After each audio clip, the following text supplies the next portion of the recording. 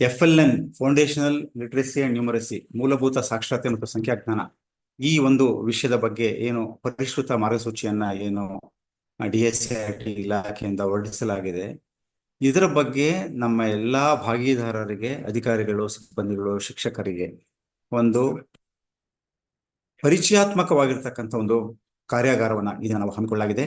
ಈ ಒಂದು ಕಾರ್ಯಾಗಾರಕ್ಕೆ, ಈ ಒಂದು ಆನ್ಲೈನ್ ಪರಿಚಯಾತ್ಮಕ ಸಭೆಗೆ ನಾನು ತಮ್ಮೆಲ್ಲರನ್ನು ಸೂಚಿಸ್ತಾ, ಮೊದಲಿಗೆ ನಮ್ಮ ಡಯಟ್ನ ಪ್ರಾಂಶುಪಾಲರು ಹಾಗೂ ಉಪನಿರ್ದೇಶಕರು ಅಭಿವೃದ್ಧಿ ಆಗಿರ್ತಕ್ಕಂಥ ಶ್ರೀ ಶಿವಪ್ಪ ಸರ್ ಅವರನ್ನ ನಿಮ್ಮೆಲ್ಲರ ಪರವಾಗಿ ಈ ಒಂದು ಆನ್ಲೈನ್ ತರಬೇತಿ ಕಾರ್ಯಕ್ರಮಕ್ಕೆ ನಾನು ಸ್ವಾಗತವನ್ನ ಕೋರ್ತಾ ಇದ್ದೇನೆ. ನಮಸ್ಕಾರ. ಅದೇ ರೀತಿ ಬೆಂಗಳೂರು ಉತ್ತರ ಶೈಕ್ಷಣಿಕ ಜಿಲ್ಲೆಯ ಡಯಟ್ ಪ್ರಾಂಶುಪಾಲರಾಗಿರ್ತಕ್ಕಂಥ ಶ್ರೀಮತಿ ನಸ್ರೀನ್ ತಾಜ್ ಮೇಡಮ್ ಅವ್ರನ್ನು ಸಹ ನಾನು ಈ ಒಂದು ಕಾರ್ಯಕ್ರಮಕ್ಕೆ ಸ್ವಾಗತವನ್ನ ಕೋರ್ತಾ ಇದ್ದೇನೆ. ಅದೇ ರೀತಿ ನಮ್ಮ ಈ ಡಯಟ್ನ ಎಲ್ಲ ಹಿರಿಯ ಉಪನ್ಯಾಸಕರು ಮತ್ತು ಉಪನಿರ್ದೇಶಕರ ಕಚೇರಿ ಅಧಿಕಾರಿಗಳು ಮತ್ತು ಕ್ಷೇತ್ರ ಶಿಕ್ಷಣಾಧಿಕಾರಿಗಳು ಮತ್ತು ಕ್ಷೇತ್ರ ಸಂಪನ್ಮೂಲ ಸಮನ್ವಯಾಧಿಕಾರಿಗಳು, ಅವರ ಕಚೇರಿಯ ಎಲ್ಲಾ ಒಂದು ಅಧಿಕಾರಿಗಳು, ಸಿಬ್ಬಂದಿಗಳು ಮತ್ತು ನಮ್ಮ CRP ಕ್ಲಸ್ಟರ್ ರಿಸೋರ್ಸ್ ಪರ್ಸನ್ಸ್ ಮತ್ತು ನಮ್ಮ ಪ್ರೌಢಶಾಲೆಗಳ ಮುಖ್ಯ ಶಿಕ್ಷಕರು ಎಲ್ಲರನ್ನು ಮತ್ತು ಪ್ರಾಥಮಿಕ ಶಾಲೆಯ ಮುಖ್ಯ ಶಿಕ್ಷಕರು ಸರ್ವರನ್ನು ಸಹ ನಾನು ಈ ಒಂದು ಕಾರ್ಯಾಗಾರಕ್ಕೆ ಸಭೆಗೆ ಸ್ವಾಗತವನ್ನ ಕೋರ್ತಾ ಇದ್ದೇನೆ. ಮೊದಲಿಗೆ ಪ್ರಾಸ್ತಾವಿಕವಾಗಿ ಮಾನ್ಯ ಪ್ರಾಂಶುಪಾಲರಾದ ಶ್ರೀ ಶಿವಪ್ಪ ಸರ್ ಅವರು ತಮ್ಮೆಲ್ಲರನ್ನು ಉದ್ದೇಶಿಸಿ ಮಾತನಾಡಬೇಕು ಅಂತ ಹೇಳಿ ನಾನು ಕೋರ್ಕೊಳ್ತೇನೆ. ಸರ್, ದಯಮಾಡಿ ಸರ್. ನಮಸ್ಕಾರ. 2025-26ನೇ ಶೈಕ್ಷಣಿಕ ವರ್ಷ ಪ್ರಾರಂಭವಾಗಿದೆ. ಪ್ರಾರಂಭೋತ್ಸವ ಮಾಡೋದರ ಮೂಲಕ ತಾವೆಲ್ಲರೂ ಕೂಡ ಈಗ ಶಾಲೆಯಲ್ಲಿ ಮಕ್ಕಳನ್ನ ದಾಖಲು ಮಾಡಿಕೊಳ್ಳುವಂಥದ್ದು, ಯೋಜನೆಗಳನ್ನ ಸಿದ್ಧಪಡಿಸುವಂತ ಕೆಲಸಗಳನ್ನ ನಿರ್ವಹಣೆ ಮಾಡ್ತಾ ಇದ್ದೇವೆ. ಈ ದಿನದ ಆನ್ಲೈನ್ ಸಭೆಯಲ್ಲಿ ಮೂಲಭೂತ ಸಾಕ್ಷರತೆ ಮತ್ತು ಸಂಖ್ಯಾಜ್ಞಾನ ಸಂಬಂಧ ನಮ್ಮ ಡಯಟ್ನ ಹಿರಿಯ ಉಪನ್ಯಾಸಕರಾದ ಡಾಕ್ಟರ್ ಚಂದ್ರಶೇಖರ್ ಅವರು ಹಲವು ಅಂಶಗಳ ಬಗ್ಗೆ ಚರ್ಚೆ ನಡೆಸಲಿದ್ದಾರೆ. FLN ಹಿನ್ನೆಲೆ, ಭಾರತ ಸರ್ಕಾರ ನೀಡಿರುವಂತ FLN ಮಾರ್ಗಸೂಚಿ ಸಂಬಂಧ ಮತ್ತೆ ನಮ್ಮ ರಾಜ್ಯದ DSIRT ರವರು ನೀಡಿರುವಂತ ಸುತ್ತೋಲೆಗಳು ಸಂಬಂಧ, ಕಲಿಕಾ ಫಲಗಳ ಸಂಬಂಧ ಅವರು ಸಮಗ್ರವಾಗಿ ಸುದೀರ್ಘವಾಗಿ ತಮಗೆ ತಿಳಿಸಲಿದ್ದಾರೆ. ಕಳೆದ ಸಾಲಿನಲ್ಲೂ ಕೂಡ FLN ಸಂಬಂಧಪಟ್ಟ ಹಾಗೆ ನಾವು ಹಲವಾರು ಆನ್ಲೈನ್ ತರಬೇತಿಗಳನ್ನ, ಗೂಗಲ್ ಮೀಟ್ಗಳನ್ನ, ಮುಖಾಮುಖಿ ತರಬೇತಿಗಳನ್ನ ನಡೆಸಿ ಎಲ್ಲ ಮಕ್ಕಳು ನಿರರ್ಗಳವಾಗಿ ಓದೋ ರೀತಿಯಲ್ಲಿ ಮತ್ತೆ ಸಂಖ್ಯಾಜ್ಞಾನದ ಬಗ್ಗೆ ತಾವು ಯಾವ ರೀತಿ ಕ್ರಮ ವಹಿಸಬೇಕು ಅನ್ನೋದ್ರ ಬಗ್ಗೆ ನಾವು ತಿಳಿಸ್ಕೊಟ್ಟಿದ್ದೇವೆ. ಈ ಸಾಲಿನಲ್ಲಿ ನೀಡಿರುವಂತ ಮಾರ್ಗಸೂಚಿ ಪ್ರಕಾರ ನಾವು ಏನೆಲ್ಲ ಕ್ರಮ ವಹಿಸಬೇಕು ಅನ್ನುವಂತ ಅಂಶಗಳನ್ನ ತಾವು ಈಗ ತಿಳ್ಕೊಳ್ಳಿದ್ದೀರಿ. ನಮ್ಮ ಜಿಲ್ಲಾ ಪಂಚಾಯತ್ನ ಮುಖ್ಯ ಕಾರ್ಯನಿರ್ವಾಹಕ ಅಧಿಕಾರಿಗಳಾದಂತ ಶ್ರೀಮತಿ ರಥಕುಮಾರಿ ಮೇಡಮ್ ರವರು ಕೂಡ 1ರಿಂದ 10ನೇ ತರಗತಿ ವಿದ್ಯಾರ್ಥಿಗಳಿಗೆ ಕಲಿಕಾ ಫಲಗಳ ಆಧಾರದ ಮೇಲೆ ಯಾವ ರೀತಿ ಕಲಿಸ್ಬೇಕು, ಎಲ್ಲ ಮಕ್ಕಳು ಯಾವ ರೀತಿ ನಿರರ್ಗಳವಾಗಿ ಅರ್ಥೈಸ್ಕೊಂಡು ಓದಬೇಕು ಅನ್ನೋದ್ರ ಬಗ್ಗೆ ಕ್ರಿಯಾ ಯೋಜನೆಯನ್ನ ನಮ್ಮ ಕಡೆಯಿಂದ, ಅಂದ್ರೆ ಉಪನಿರ್ದೇಶಕರು, ಆಡಳಿತರವರು, ಅಲ್ಲಿನೆಲ್ಲ ಅಧಿಕಾರಿಗಳ ವರ್ಗ, ಪ್ರೌಢಶಾಲಾ ಮುಖ್ಯೋಪಾಧ್ಯಾಯರು ಹಾಗೂ ಶಿಕ್ಷಕರ ವರ್ಗದಿಂದ ಕ್ರಿಯಾ ಯೋಜನೆಯನ್ನ ಸಿದ್ಧಪಡಿಸಿಕೊಂಡಿದ್ದೇವೆ. ಏನು ಸರ್ಕಾರಿ ಶಾಲೆಗಳ ಫಲಿತಾಂಶ ಪ್ರೌಢಶಾಲೆಗಳಲ್ಲಿ ಸ್ವಲ್ಪ ಕಡಿಮೆ ಮಟ್ಟಿಗೆ ಇದೆ ಎನ್ನುವಂಥದ್ದು ನಮಗೆ ಆತಂಕನೂ ಕೂಡ. ಆ ಹಿನ್ನೆಲೆಯಲ್ಲಿ ಪ್ರಾರಂಭದಿಂದಲೇ ನಾವು ಮಕ್ಕಳನ್ನ ಯಾವ ರೀತಿ ಕಲಿಸ್ಬೇಕು, ಯಾವ ಕಲಿಕಾ ಫಲಗಳಿಗೆ ಹೆಚ್ಚು ಒತ್ತು ಕೊಡಬೇಕು ಅನ್ನುವಂಥ ಕ್ರಿಯಾ ಯೋಜನೆಯನ್ನೆಲ್ಲ ಸಿದ್ಧಪಡಿಸ್ಕೊಂಡಿದ್ದೇವೆ. ಮತ್ತು ಈಗಾಗಲೇ CO ಮೇಡಮ್ ರವ್ರ ಜೊತೆ ಚರ್ಚೆಯನ್ನು ಮಾಡಿದ್ದೇವೆ. ಏನು ನಿಪುಣ ಭಾರತ್ ಹೇಳುತ್ತೆ ಅಂತ ಹೇಳಿದ್ರೆ 26-27ನೇ ಸಾಲಿಗೆ 3ನೇ ತರಗತಿಯಿಂದ ಈಚೆ ಬರುವಂತ ಎಲ್ಲ ಮಕ್ಕಳು ನಿರರ್ಗಳವಾಗಿ ಓದಬೇಕು ಮತ್ತು ಸಂಖ್ಯಾಜ್ಞಾನವನ್ನ ಹೊಂದಿರಬೇಕು ಅನ್ನುವಂಥದ್ದು ಹೊಂದಿದೆ. ಆ ಹಿನ್ನೆಲೆಯಲ್ಲಿ ನಾವು ಕಳೆದ ವರ್ಷದಿಂದನೂ ಕೂಡ ಕೆಲಸ ಮಾಡ್ತಾ ಇದ್ದೇವೆ. ಶಾಲೆಗಳಲ್ಲೂ ಕೂಡ ನಾವು ಭೇಟಿ ಸಂದರ್ಭದಲ್ಲಿ ಮತ್ತೆ ಸಭೆಗಳಲ್ಲಿ ತರಬೇತಿಗಳನ್ನು ನಡೆಯುವಂಥ ಸಂದರ್ಭದಲ್ಲೂ ಕೂಡ ವಿದ್ಯಾರ್ಥಿಗಳನ್ನ ಗುಂಪಿನಲ್ಲಿ ಕುಳ್ಳಿರಿಸಿ ಅವರನ್ನು ಜೋರಾಗಿ ಓದಬೇಕು ಮತ್ತು ಬರವಣಿಗೆಯನ್ನ ಅವರಿಗೆ ಇಂಪ್ರೂವ್ ಮಾಡಬೇಕು ಅಂತ ಹೇಳಿ ಸಲಹೆಯನ್ನು ಕೊಡ್ತಾ ಇದ್ದೀವಿ. ಕನಿಷ್ಠ 1 ಗಂಟೆಗಳ ಕಾಲ 3-4 ಜನ ವಿದ್ಯಾರ್ಥಿಗಳ ಗುಂಪು ಜೋರಾಗಿ ಓದುತ್ತಾ ಉಳಿದಂಥ ವಿದ್ಯಾರ್ಥಿಗಳು ಅದನ್ನ ಕೇಳಿಸ್ಕೊಂಡು ಅದನ್ನ ಮತ್ತೆ ಅವರು ಕೂಡ ಓದುವಂಥದ್ದನ್ನ ಕಲ್ತ್ಕೊಳ್ಳಿ ಎನ್ನುವಂಥದ್ದನ್ನ ನಾವು ಪದೇ ಪದೇ ಅವರಿಗೆ ಇನ್ಸಿಸ್ಟ್ ಮಾಡ್ತಾ ಇದ್ದೇವೆ. ಆ ಹಿನ್ನೆಲೆಯಲ್ಲಿ ಈ ಸಾಲಿನಲ್ಲಿ ಏನು 10ನೇ ಸ್ಥಾನವನ್ನು ಬೆಂಗಳೂರು ನಗರ ಜಿಲ್ಲೆ ಪಡೆದಿದೆ, ಅದೇ ರೀತಿ ಈ ಸಾಲಿನಲ್ಲಿ 5ನೇ ಸ್ಥಾನದ ಒಳಗಡೆ ಬರಬೇಕು ಅನ್ನುವಂಥ ಪ್ರಯತ್ನದಲ್ಲಿ ಪ್ರಾರಂಭದಲ್ಲಿ ನಾವೆಲ್ಲರೂ ಕ್ರಮವಹಿಸೋಣ. ಪ್ರಾಥಮಿಕ ಶಾಲೆಗಳಲ್ಲಿ ಎಲ್ಲ ಮಕ್ಕಳು ಕೂಡ ನಿರರ್ಗಳವಾಗಿ ಓದೋ ರೀತಿಯಲ್ಲಿ ಶಿಕ್ಷಕರು ಕ್ರಮ ವಹಿಸಲಿ ಅನ್ನುವಂಥ ಅಂಶಗಳನ್ನ ಹೇಳ್ತಾ, ಏನು ಇದನ್ನ ಯೂಟ್ಯೂಬ್ ಚಾನೆಲ್ನಲ್ಲೂ ಕೂಡ ಶಿಕ್ಷಕರು ನಂತರ ನೋಡ್ಬೋದು, ತುಂಬಾ ಅನುಕೂಲ ಆಗುತ್ತೆ. ಡಾಕ್ಟರ್ ಚಂದ್ರಶೇಖರ್ ಅವರು ಈ ಸಂಬಂಧಪಟ್ಟಾಗೆ ಮುಂದೆ ತಮಗೆ ಹಲವಾರು ಅಂಶಗಳನ್ನ ತಿಳಿಸ್ಕೊಡ್ಲಿದ್ದಾರೆ. ಪ್ರಾಸ್ತಾವಿಕವಾಗಿ ನಾನು ತಮ್ಮ ಜೊತೆ 2 ಮಾತುಗಳನ್ನಾಡಿದ್ದೇನೆ. ಅವಕಾಶ ಕೊಟ್ಟದ್ದಾಗಿ ತಮ್ಮೆಲ್ಲರೂ ಕೂಡ ಧನ್ಯವಾದಗಳನ್ನು ಹೇಳ್ತಾ, ನಮ್ಮ ಚಂದ್ರಶೇಖರ್ ಅವರು ಇದನ್ನ ಮುಂದುವರಿಸಲಿ ಅಂತ ಅವರನ್ನ ವಿನಂತಿಸಿಕೊಳ್ತೇನೆ. ಧನ್ಯವಾದಗಳು.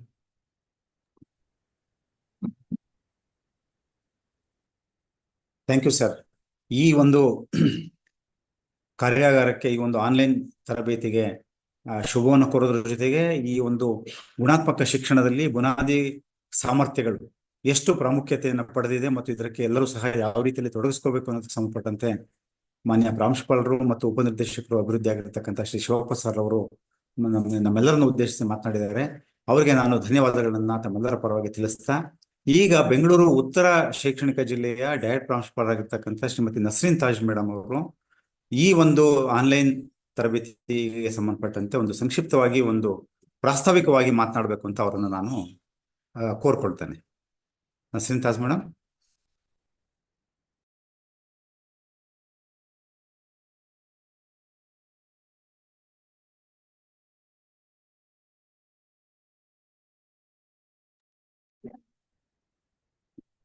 ಸೊ ಮೇಡಮ್ ಅವರು ಜಾಯಿನ್ ಆಗಿದ್ದಾರೆ ಮತ್ತು ಅವರಿಗೆ ತಾಂತ್ರಿಕವಾಗಿ ಅದು ಇನ್ನು ಜಾಯಿನ್ ಆಗ್ಲಿಕ್ಕೆ ಸಾಧ್ಯ ಆಗಿಲ್ಲ ಅಂತ ಅನಿಸ್ತದೆ. ನಂತರ ಅವ್ರು ಜಾಯಿನ್ ಆದಾಗ ಅವ್ರು ಮಾತನಾಡ್ತಾರೆ. ಈಗ ನಾವು ಪ್ರಸ್ತುತಿಯನ್ನ ಈ ಒಂದು ಸಂದರ್ಭದಲ್ಲಿ ಬಹಳ ಮುಖ್ಯವಾಗಿ ಅನೇಕ ವಿಷಯಗಳನ್ನ ನಾವು ಚರ್ಚೆ ಮಾಡೋದಕ್ಕಿದೆ. ಆದ್ರೆ ಇದು ಆನ್ಲೈನ್ ತರಬೇತಿ ಆಗಿರೋದ್ರಿಂದ ಹೆಚ್ಚು ದೀರ್ಘವಾಗಿ ನಾನು ವಿಷಯಗಳನ್ನ ಪ್ರಸ್ತಾಪ ಮಾಡ್ಲಿಕ್ಕೆ ಹೋಗಲ್ಲ. ಇಲ್ಲಿ ಬಹಳ ಮುಖ್ಯವಾಗಿ ಸೂಚ್ಯವಾಗಿ ಕೆಲವು ಅಂಶಗಳನ್ನ ತಮ್ಮ ಜೊತೆ ಈ ಪ್ರೆಸೆಂಟೇಶನ್ ತಮ್ಮೆಲ್ಲರಿಗೂ ಸಹ ನಾನು ಅದನ್ನ ಕಳಿಸ್ಕೊಡ್ತೇನೆ. ಈ ಒಂದು ಪ್ರೆಸೆಂಟೇಶನ್ ಅನ್ನ ತಾವು ಗಮನಿಸೋದ್ರ ಜೊತೆಗೆ ಕೆಲವು ವಿಷಯಗಳನ್ನ ಇಲ್ಲಿ ತಮ್ಮ ಜೊತೆಗೆ ನಾನು ಚರ್ಚೆ ಮಾಡ್ಲಿಕ್ಕೆ ಬಯಸ್ತೇನೆ. ಸೊ ಈಗ ಪ್ರಸ್ತುತಿಯಲ್ಲಿ ಯಾವ್ಯಾವ ಅಂಶಗಳಿದಾವೆ ಅಂತ ಹೇಳಿ ನೆಕ್ಸ್ಟ್ ಸ್ಲೈಡ್ ಅಲ್ಲಿ ಪ್ರಸ್ತುತಿಯಲ್ಲಿ ಯಾವ್ಯಾವ ಅಂಶಗಳಿದಾವೆ ಅನ್ನೋದ್ರ ಬಗ್ಗೆ ನೆಕ್ಸ್ಟ್ ನನಗೆ ಬರ್ತಾ ಇಲ್ಲ ಇಲ್ಲಿ. ನೋಡಿ, ಇದು 4 ಭಾಗ ಇದೆ ಇಲ್ಲಿ. FLN ಹಿನ್ನೆಲೆ ಏನು ಅನ್ನೋದ್ರ ಬಗ್ಗೆ ಭಾಗ 1. ಭಾಗ 2ರಲ್ಲಿ ಭಾರತ ಸರ್ಕಾರದಿಂದ ಏನು ಪರಿಷ್ಕೃತ ಮಾರ್ಗಸೂಚಿಯನ್ನ ಕಳೆದ ವರ್ಷ ನೀಡಲಾಗಿತ್ತು ಅದ್ರ ಬಗ್ಗೆ ಸಂಕ್ಷಿಪ್ತವಾಗಿ ಚರ್ಚೆ ಮಾಡಲಾಗುತ್ತೆ. 3ನೇ ಭಾಗದಲ್ಲಿ ನಮ್ಮ ಒಂದು ರಾಜ್ಯದಿಂದ DSCRT ಮಾನ್ಯ ನಿರ್ದೇಶಕರು ನಮಗೆ ನೀಡಿರ್ತಕ್ಕಂಥ ಸುತ್ತೋಲೆಯಲ್ಲಿ ಯಾವ್ಯಾವ ರೀತಿಯ ಬೇರೆ ಬೇರೆ ಹಂತದ ಅಧಿಕಾರಿಗಳು ಶಿಕ್ಷಕರ ಜವಾಬ್ದಾರಿ ಏನು ಅನ್ನೋದು ಸಂಬಂಧಪಟ್ಟಂತೆ ಚರ್ಚೆನ ಮಾಡಲಿದ್ದೇವೆ. ಭಾಗ 4ರಲ್ಲಿ ಕಲಿಕಾ ಫಲಗಳು ಏನಿದೆ, 17 ಕಲಿಕಾ ಫಲಗಳು ಮತ್ತು ಅವುಗಳನ್ನು ಅನುಕೂಲಿಸ್ಲಿಕ್ಕಿರ್ತಕ್ಕಂಥ ಕಾರ್ಯತಂತ್ರಗಳೇನು, ಇವುಗಳನ್ನ ನಾವು ಇದರಲ್ಲಿ ಚರ್ಚೆಯನ್ನ ನಾವು ಮಾಡ್ತೇವೆ. ನೆಕ್ಸ್ಟ್. ಸೊ ಈಗ ಮೊದಲಿಗೆ ತಾವೆಲ್ಲ ಗಮನಿಸಬಹುದು, ರಾಷ್ಟ್ರೀಯ ಶಿಕ್ಷಣ ನೀತಿ 2020ರ ಬಗ್ಗೆ ಸಮಗ್ರವಾಗಿದೆ ಮತ್ತು ಇದು ಔಪಚಾರಿಕ ಶಿಕ್ಷಣ ವ್ಯವಸ್ಥೆಯನ್ನ ಇಲ್ಲಿ ಪೂರ್ವ ಪ್ರಾಥಮಿಕ ಶಿಕ್ಷಣ ಜೊತೆಗೆ ಸೇರಿಸಲಾಗಿದೆ. ಅಂದ್ರೆ ಪ್ರೀ ಪ್ರೈಮರಿ ಎಜುಕೇಶನ್ ಸಹ ಇದರೊಳಗೆ ಸೇರ್ಕೊಂಡಿದೆ, ನಮ್ಮ ಒಂದು ಮುಂಚೆ ಇಲ್ಲ. ಸೊ ಇದರಲ್ಲಿ 3ರಿಂದ 3ನೇ ತರಗತಿ ಒಳಗಿರ್ತಕ್ಕಂಥ ಎಲ್ಲಾ ಮಕ್ಕಳಿಗೆ ಬುನಾದಿ ಕೌಶಲ್ಯಗಳು ಇರಬೇಕು ಅನ್ನುವಂಥದ್ದನ್ನ NEP ಪ್ರಸ್ತಾಪ ಮಾಡ್ತಾ ಇದೆ. ಇದಕ್ಕೋಸ್ಕರವಾಗಿ ನಿಪುಣ್ ಭಾರತ್ ಅನ್ನುವಂತಹ ಒಂದು ರಾಷ್ಟ್ರೀಯ ಮಿಷನ್ ಅನ್ನ ಸ್ಥಾಪನೆಯನ್ನ ಮಾಡಲಾಗಿದೆ. National initiative for proficiency in reading with understanding and numeracy ಅನ್ನೋದಕ್ಕೆನ್ನ ಚಾಲನೆ ಮಾಡಲಾಗಿದೆ. ನೆಕ್ಸ್ಟ್. ಸೊ ಇದರ ಹಿನ್ನೆಲೆಯನ್ನ ನಾವು ಗಮನಿಸೋದಾದ್ರೆ, ಪ್ರತಿ ಮಗು FLN ಕೌಶಲ್ಯಗಳನ್ನ ಕರಗತ ಮಾಡ್ಕೊಳ್ಳಿಕ್ಕೆ ಅಗತ್ಯ ವಾತಾವರಣ ಸೃಷ್ಟಿಸಬೇಕು. 3 ರಿಂದ 9 ವಯೋಮಾನದ ಕಲಿಕಾ ಅಗತ್ಯತೆಗಳನ್ನ ಪೂರೈಸಬೇಕು ಮತ್ತು ಸ್ಥಳೀಯವಾಗಿರ್ತಕ್ಕಂಥ ಒಂದು ಹಿನ್ನೆಲೆಯಲ್ಲಿ ಕಲಿಕಾ ಅಂತರಗಳನ್ನ ಗುರುತಿಸಿ ಅದಕ್ಕೆ ತಕ್ಕಂತೆ ನಾವು ಪೂರಕವಾದ ಕಾರ್ಯತಂತ್ರಗಳನ್ನ ಅನುಷ್ಠಾನ ಮಾಡಬೇಕು. ಅಂದ್ರೆ ಆಯಾ ಸ್ಥಳೀಯ ಸನ್ನಿವೇಶಕ್ಕೆ ತಕ್ಕ ಹಾಗೆ ಕಾರ್ಯತಂತ್ರಗಳನ್ನ ಮಾಡಬೇಕು ಅನ್ನುವಂಥದ್ದು FLN ಮಿಷನ್ನ ಆಶಯ. ನೆಕ್ಸ್ಟ್. ಸೊ ಇದರೊಳಗಡೆ ಮುಖ್ಯವಾಗಿ ಪೂರ್ವ ಪ್ರಾಥಮಿಕ ಮತ್ತು ಪ್ರಾಥಮಿಕ ಶಾಲೆಯ ನಡುವೆ ಒಂದು ಲಿಂಕೇಜ್ ಅನ್ನ, ಬಲವಾದ ಕೊಂಡಿಯನ್ನ ಸೃಜಿಸಬೇಕು ಅನ್ನುವಂಥದ್ದು. ಯಾಕಂದ್ರೆ ಪೂರ್ವ ಪ್ರಾಥಮಿಕ ಬಹಳ ಅಡಿಪಾಯ ಇದ್ದ ಹಾಗೆ ಪೂರ್ವ ಪ್ರಾಥಮಿಕ ಮತ್ತು ಪ್ರಾಥಮಿಕವನ್ನ ಜೊತೆಗೆ ಜೊತೆಗೆ ಅಲ್ಲಿ ತಡರಹಿತವಾಗಿ ಮುಂದುವರಿಬೇಕು ಮಕ್ಕಳು. ಅದು ಬಹಳ ಮುಖ್ಯವಾದ ಉದ್ದೇಶ. FLN ಕೌಶಲ್ಯಗಳನ್ನ 2026-27 ಒಳಗಾಗಿ ನಾವು ಸಾಧಿಸಬೇಕು ಅನ್ನುವಂಥದ್ದು ಇದರ ಗುರಿ. ನೆಕ್ಸ್ಟ್. ಸೊ ಇದರೊಳಗಡೆ ಏನೇನು ಕೌಶಲ್ಯಗಳನ್ನ ಒಳಗೊಳ್ಳುತ್ತೆ ಅನ್ನೋದನ್ನ ತಾವು ಇಲ್ಲಿ ಗಮನಿಸಬಹುದು. ಓರಲ್ ಲ್ಯಾಂಗ್ವೇಜ್ ಡೆವಲಪ್ಮೆಂಟ್ ಅಂದ್ರೆ ಮೌಖಿಕ ಭಾಷಾಭಿವೃದ್ಧಿ. ಅಂದ್ರೆ ನಾವು ಮಕ್ಕಳು ಏನು ಮೌಖಿಕವಾಗಿ ಮಾತನಾಡುವಂಥದ್ದು, ಆಲಿಸ್ತಕ್ಕಂಥದ್ದು, ಸಂಕೇತಗಳ ಸಂಬಂಧ, ಧ್ವನಿ ಸಂಕೇತಗಳ ಸಂಬಂಧ, ಡಿಕೋಡಿಂಗ್ ಏನಿದೆ, ನಿರರ್ಗಳವಾಗಿ ಓದ್ತಕ್ಕಂಥದ್ದು, ಓದೋದ್ರ ಜೊತೆಗೆ ಗ್ರಹಿಕೆಯೊಂದಿಗೆ ಓದ್ತಕ್ಕಂಥದ್ದು, ಬರವಣಿಗೆ, ಇವು ಮೂಲಭೂತ ಸಾಕ್ಷರತೆಯ ಅಂಶಗಳು. ನಮ್ಮ FLN ಅಂದಾಗ FL ಮತ್ತು FN, ಇಲ್ಲಿ FLN ಅನ್ನ ನಾವು ಚರ್ಚೆ ಮಾಡ್ತಾ ಇದ್ದೇವೆ. ನೆಕ್ಸ್ಟ್. ಸೊ ಇದರೊಳಗಡೆ ತಾವು ಗಮನಿಸಬಹುದು, ನಾವು ಓದೋದು ಅಂದಾಗ ಖುಷಿಗಾಗಿ ಓದುವಂಥದ್ದು, ಅರ್ಥ ಮಾಡ್ಕೊಂಡು ಓದುವಂಥದ್ದು ಮತ್ತು ಆಲಿಸುವುದು ಮತ್ತು ಮಾತನಾಡತಕ್ಕಂಥದ್ದು, ಅರ್ಥದ ಸಹಿತವಾಗಿ ಮಾಡುವಂಥದ್ದು. ಮಗು ಏನಾದ್ರೂ ಬರವಣಿಗೆ ಮಾಡುವಂಥದ್ದು ಸಹ ಅಷ್ಟೇನೆ, ತನ್ನ ಅನುಭವಗಳನ್ನ ಅದು ರಿಫ್ಲೆಕ್ಟ್ ಮಾಡಲಿಕ್ಕೆ, ಪ್ರತಿಫಲಿಸ್ಲಿಕ್ಕೆ ಅದು ಆ ಬರವಣಿಗೆಯನ್ನ ಉಪಯೋಗಿಸ್ಕೊಳ್ತಕ್ಕಂಥದ್ದು. ನೆಕ್ಸ್ಟ್. ಇಲ್ಲಿ ಫೌಂಡೇಶನಲ್ ನ್ಯೂಮರಸಿಯಲ್ಲಿ ಏನು ನಾವು ಒಳಗೊಂಡಿದ್ದೀವಿ ಅನ್ನೋಂಥದ್ದನ್ನು ತಾವು ಗಮನಿಸಬಹುದು. ಸಂಖ್ಯಾ ಸಂವೇದನೆ, ಸಂಖ್ಯೆಯ ಬಗ್ಗೆ ಜ್ಞಾನ, ನಂಬರ್ ಸೆನ್ಸ್, ಆಕೃತಿಗಳನ್ನ ಗ್ರಹಿಸ್ತಕ್ಕಂಥದ್ದು. ಸ್ಪೇಷಿಯಲ್ ರಿಲೇಶನ್ಶಿಪ್ಸ್, ವಸ್ತುಗಳ ಗಾತ್ರ, ಪ್ರದೇಶಗಳ ನಡುವಿನ ಸಂಬಂಧ, ಆ ವಸ್ತುಗಳ ಏನು ಏರಿಯಾ, ವಿಸ್ತೀರ್ಣ ಅದು ಒಳಗೊಂಡಿರುತ್ತೆ, ಅದರ ಒಂದು ಸಂಬಂಧ, ಯಾವ ಆಕೃತಿ ಎಷ್ಟು ಒಂದು ಗಾತ್ರವನ್ನ, ಪ್ರದೇಶವನ್ನ ಹೊಂದಿದೆ, ಯಾವ ಚಿಕ್ಕದು, ಯಾವ್ದು ದೊಡ್ಡದು ಅನ್ನುವಂಥದ್ದು, ಅಳತೆ, ದತ್ತಾಂಶ ನಿರ್ವಹಣೆ, ಇವು ಫೌಂಡೇಶನ್ ನ್ಯೂಮರಸಿಯಲ್ಲಿ ಬರುವಂಥದ್ದು.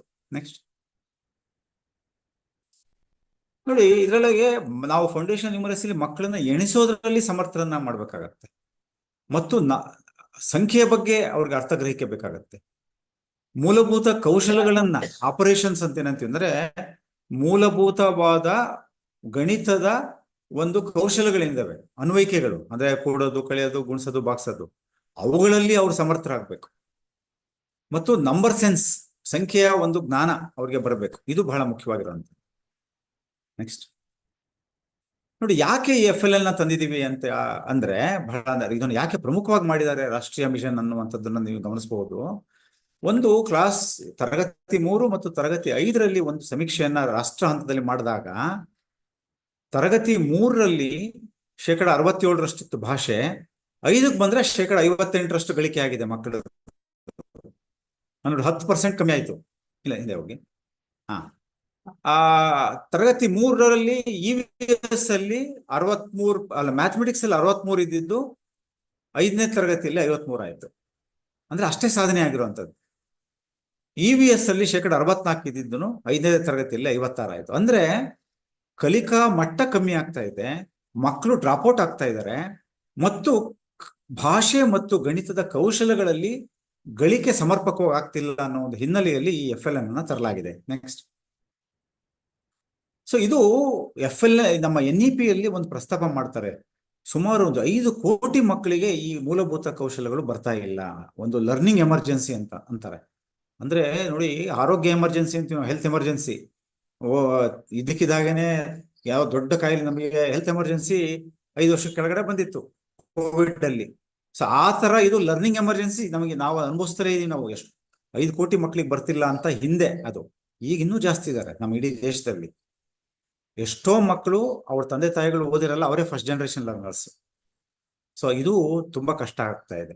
ಅದನ್ನ ಅವ್ರಿಗೆ ಮಕ್ಕಳು ಅದನ್ನ ಕಲ್ತ್ಕೊಳ್ಳಿಕ್ಕೆ, ಶಿಕ್ಷಣ ಪಡಿಲಿಕ್ಕೆ ಅವ್ರಿಗೆ ತೊಂದರೆಗಳಿರುವಂಥದ್ದು.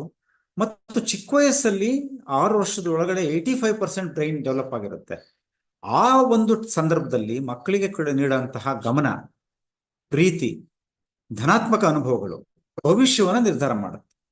ಆದ್ರಿಂದ ಚಿಕ್ಕ ವಯಸ್ಸಲ್ಲಿ ನಮ್ಮ ಶಾಲೆಗಳಲ್ಲಿ ಪೌಷ್ಟಿಕಾಹಾರ ಕೊಡ್ತಾ ಇದ್ದೀವಿ. ಅದೇ ರೀತಿಯಲ್ಲಿ ಮನೆಯಲ್ಲಿಯೂ ಸಹ ಮತ್ತು ಶಾಲೆಯಲ್ಲಿ ಆ ಮಕ್ಕಳಿಗೆ ಪ್ರೀತಿ ಕೊಡಬೇಕು, ಗಮನ ಕೊಡಬೇಕು, ಆರೈಕೆ ಮಾಡಬೇಕು, ಧನಾತ್ಮಕ ಅನುಭವಗಳು. ಇದು ಅವರಲ್ಲಿ ಒಂದು ಒಳ್ಳೆಯ ರೀತಿಯಾಗಿರ್ತಕ್ಕಂಥ ಒಂದು ಬೆಳವಣಿಗೆಗೆ, ಶೈಕ್ಷಣಿಕ ಬೆಳವಣಿಗೆಗೂ ಸಹ ಇದು ಕಾರಣ ಆಗುತ್ತೆ. ಶೈಕ್ಷಣಿಕ, ದೈಹಿಕ, ಮಾನಸಿಕ, ಭಾವನಾತ್ಮಕ ಬೆಳವಣಿಗೆಗೆ ಇದು ಕಾರಣ ಆಗುತ್ತೆ. ನೆಕ್ಸ್ಟ್, ಇದಕ್ಕೋಸ್ಕರ ಏನ್ ಮಾಡಬೇಕು ಅಂತ ಹೇಳಿದ್ರೆ, ಆರಂಭಿಕ ವರ್ಷಗಳಲ್ಲಿ ಏನಾದರೂ ಕಲಿಕೆ ಅಂತರಗಳಿದ್ದಾಗ, ಅಂದ್ರೆ ಗ್ಯಾಪ್ಸ್ ಬಂದ್ಬಿಟ್ರೆ ಮುಂದೆ ಜಾಸ್ತಿ ಆಗ್ತಾ ಹೋಗುತ್ತೆ. Children who fall behind will be left behind. ಯಾವ ಹುಡುಗರು ಹಿಂದಕ್ಕೆ ಉಳ್ಕೊಂತಾರೋ ಅವ್ನ ಹಿಂದಕ್ಕೆ ಬಿಟ್ಟು ನಾವು ಮುಂದಕ್ಕೆ ಹೋಗ್ತಾನೆ ಇರ್ತೀವಿ. ನಾವು ಎಂತಹ ಒಂದು ದುಸ್ಥಿತಿ ನೋಡಿ. ನಾವು ಆ ಮಕ್ಕಳನ್ನು ಕರ್ಕೊಂಡು ಹೋಗೋದು ನಮ್ಮ ಜವಾಬ್ದಾರಿ ಅಲ್ವಾ? ಅದಕ್ಕೋಸ್ಕರನೇ ಇದನ್ನ FLN ಮಿಷನ್ ಅನ್ನ ಸ್ಥಾಪನೆ ಮಾಡಲಾಗಿದೆ. ಅದಕ್ಕೇನ್ ಮಾಡಬೇಕು? ಆಟದ ಮೂಲಕ, ಚಟುವಟಿಕೆ ಮೂಲಕ, ಕಥೆ ಆಧಾರಿತ ಬೋಧನಾ ಪದ್ಧತಿ ಮೂಲಕ ನಾವು ಕಲಿಸಿದ್ರೆ FLN ಕೌಶಲ್ಯಗಳನ್ನ ಚೆನ್ನಾಗಿ ಕಲ್ತ್ಕೊಳ್ಳಿಕ್ಕೆ ಸಾಧ್ಯ ಆಗುತ್ತೆ. ಯಾಕೆ ಅಂದ್ರೆ ನಾವು ಬರೀ ಏನೋ ಚಾಕ್ ಅಂಡ್ ಟಾಕ್ ಅಲ್ಲಾದ್ರೆ ಆಗಲ್ಲ. ಕಥೆ ಮೂಲಕ, ಚಟುವಟಿಕೆ ಮೂಲಕ ಮಾಡಬೇಕು. ನಾವು ಹಾಗೆ ಮಾಡ್ತಾ ಇದೀವಿ. ನಾವು ಇನ್ನೂ ಅದನ್ನು ಹೆಚ್ಚು ಮಾಡಬೇಕು ಅನ್ನುವಂಥದ್ದು. ನೆಕ್ಸ್ಟ್, ಸೊ ಈ FLN ಮಿಷನ್ ನ ಗುರಿ ಏನು ಅಂತ ನೀವು ಈ ಸ್ಲೈಡ್ ಅಲ್ಲಿ ನೋಡ್ಬೋದು. ಅರ್ಥಗ್ರಹಿಕೆಯೊಂದಿಗೆ ಓದಬೇಕು, ಪ್ರತಿಕ್ರಿಯಿಸಬೇಕು, ಅರ್ಥ ಮಾಡ್ಕೊಂಡು ಓದಬೇಕು, ಸುಲಭವಾಗಿ ಅರ್ಥಸಹಿತವಾಗಿ ಬರೀಬೇಕು. ಸಂಖ್ಯೆ ಜ್ಞಾನ, ಗಣಿತೀಯ ಆಲೋಚನೆ, ಮ್ಯಾಥಮೆಟಿಕಲ್ ಥಿಂಕಿಂಗ್, ಸಮಸ್ಯೆ ಪರಿಹಾರ, ತಾರ್ಕಿಕ ಜ್ಞಾನ ಹೊಂದಿರಬೇಕು. ಮಕ್ಕಳ ಸಮಗ್ರ ಬೆಳವಣಿಗೆ ಹೊಂದಿರಬೇಕು. 5ನೇದು ಬಹಳ ಮುಖ್ಯ, ಎಲ್ಲಾ ಮಕ್ಕಳು ಸಂತಸ, ಆತ್ಮವಿಶ್ವಾಸದಿಂದ ಕೂಡಿದ್ದು ಆಲೋಚನೆ ಮತ್ತು ಕಲಿಕೆಯಲ್ಲಿ ತೊಡಗಿರ್ಬೇಕು. ಇದು ಬಹಳ ಮುಖ್ಯ. ಇದು FLN ಮಿಷನ್ ನ ಗುರಿಗಳಿವು. ನೆಕ್ಸ್ಟ್ ನೋಡಿ, ಉದ್ದೇಶಗಳು, ಅದು ಗುರಿಗಳು, ಇದು ಉದ್ದೇಶಗಳು. ಇಲ್ಲಿ ನಾನು ರೆಡ್ ಅಲ್ಲಿ ಇರುವಂತದ್ದು ತಾವು ಗಮನಿಸ್ಕೋಬಹುದು. ಯಾವ ರೀತಿ ನಮ್ಮ ತರಗತಿ ಇರಬೇಕು ಅಂತ ಹೇಳಿದ್ರೆ, ಆಟ, ಅನ್ವೇಷಣೆ, ಚಟುವಟಿಕೆಯ ಬೋಧನಾ ಪದ್ಧತಿ ಇರಬೇಕು. ನಾವು ಮಾಡೋ ಬೋಧನೆ ಏನಿದೆಯಲ್ಲ, ಮಗುವಿನ ದೈನಂದಿನ ಜೀವನಕ್ಕೆ ಸಂಬಂಧಪಟ್ಟಿರ್ಬೇಕು ಮತ್ತು ಮಗುವಿನ ಭಾಷೆ, ಮನೆ ಭಾಷೆಗೆ ಬಳಸ್ಬೇಕು. ನಾವು ನಮ್ಮ ಮಕ್ಕಳು ಹೇಗೆ ಇರಬೇಕು ಅಂತ ಹೇಳ್ತಾರೆ ನೋಡ್ರಿ 2ನೇ ಪಾಯಿಂಟ್ ಅಲ್ಲಿ, ಮೋಟಿವೇಟೆಡ್, ಇಂಡಿಪೆಂಡೆಂಟ್, ಎಂಗೇಜ್ಡ್ ರೀಡರ್ಸ್. ಅವರು ಡಿಪೆಂಡೆಂಟ್ ಆಗಿರಬಾರ್ದು ಪೇರೆಂಟ್ಸ್ ಮೇಲೆ, ಟೀಚರ್ಸ್ ಮೇಲೆ. ಅವರು ಸ್ವತಂತ್ರವಾಗಿ, ಪ್ರೇರೇಪಿತರಾಗಿ, ಎಂಗೇಜ್ಡ್ ರೀಡರ್ಸ್. ಎಂಗೇಜಿಂಗ್ ಅಂದ್ರೆ ಆ ಒಂದು ಪುಸ್ತಕದ ಜೊತೆಗೆ ಎಂಗೇಜ್ ಆಗಿರ್ಬೇಕು ಅವರು, ಅವರ ಆಲೋಚನೆಗಳಲ್ಲಿ. ಅದು ಹೇಗೆ ಅಂದ್ರೆ ಬರವಣಿಗೆನೂ ಸಹ ಅರ್ಥಸಹಿತವಾಗಿರ್ಬೇಕು, ಅರ್ಥಸಹಿತವಾಗಿ ಓದಬೇಕು, ಅರ್ಥಸಹಿತವಾಗಿ ಬರೀಬೇಕು. ಇದಕ್ಕೆ ಏನು ಬಹಳ ಮುಖ್ಯ ಅಂತ ಹೇಳಿದ್ರೆ, ಉದ್ದೇಶದಲ್ಲಿ ಗುಣಮಟ್ಟದ, ಸಾಂಸ್ಕೃತಿಕವಾಗಿ ವಿದ್ಯಾರ್ಥಿಗಳಿಗೆ ಅನ್ವಯಿಸುವಂತಹ ಬೋಧನಾ ಕಲಿಕಾ ಸಾಮಗ್ರಿಗಳನ್ನ ನಾವು ಮಕ್ಕಳ ಮನೆ ಭಾಷೆಯಲ್ಲಿ ಸೃಷ್ಟಿ ಮಾಡಬೇಕು. ಗುಣಮಟ್ಟ ಇರಬೇಕು, ಹೈ ಕ್ವಾಲಿಟಿ. ಇದನ್ನ ನಾವು ಮಾಡ್ತಾ ಇದ್ರೆ ಇನ್ನೂ ಚೆನ್ನಾಗಿ ಮಾಡಬೇಕು, ಇದರ ಅವೈಲಬಿಲಿಟಿ ಸಿಗಬೇಕು ಅನ್ನುವಂಥದ್ದು ಇಲ್ಲಿ ಹೇಳಲಾಗಿದೆ. ನೆಕ್ಸ್ಟ್, ಇಲ್ಲಿ ಅವರು ಗಣಿತದ ಒಂದು ಮತ್ತು ಸ್ಪೇಷಿಯಲ್ ಸ್ಕಿಲ್ಸ್ ಅಂತ ಹೇಳಿದ್ವಿ. ಸ್ಪೇಷಿಯಲ್ ಅಂದಾಗ ಆ ಒಂದು ಪ್ರದೇಶಗಳಿದೆಯಲ್ಲ, ಅದು ಅದರಲ್ಲಿ ಪ್ರಾಬ್ಲಮ್ ಸಾಲ್ವಿಂಗ್ ಅಲ್ಲಿ ಸ್ವತಂತ್ರರಾಗಿರ್ಬೇಕು ಅವರು, ಆ ತರ ಇರಬೇಕು. ಇದಕ್ಕೋಸ್ಕರ ಶಿಕ್ಷಕರ ಸಾಮರ್ಥ್ಯ ಅಭಿವೃದ್ಧಿ ಮಾಡಬೇಕು. ನಿರಂತರವಾಗಿ ಶಿಕ್ಷಕರು, ಮುಖ್ಯ ಶಿಕ್ಷಕರು, ಎಲ್ಲಾ ಭಾಗಿದಾರರನ್ನ ತೊಡಗಿಸ್ಕೋಬೇಕು. ಬರೀ ನಾವು ಶಿಕ್ಷಕರು, ಮುಖ್ಯ ಶಿಕ್ಷಕರಷ್ಟೇ ಅಲ್ಲ,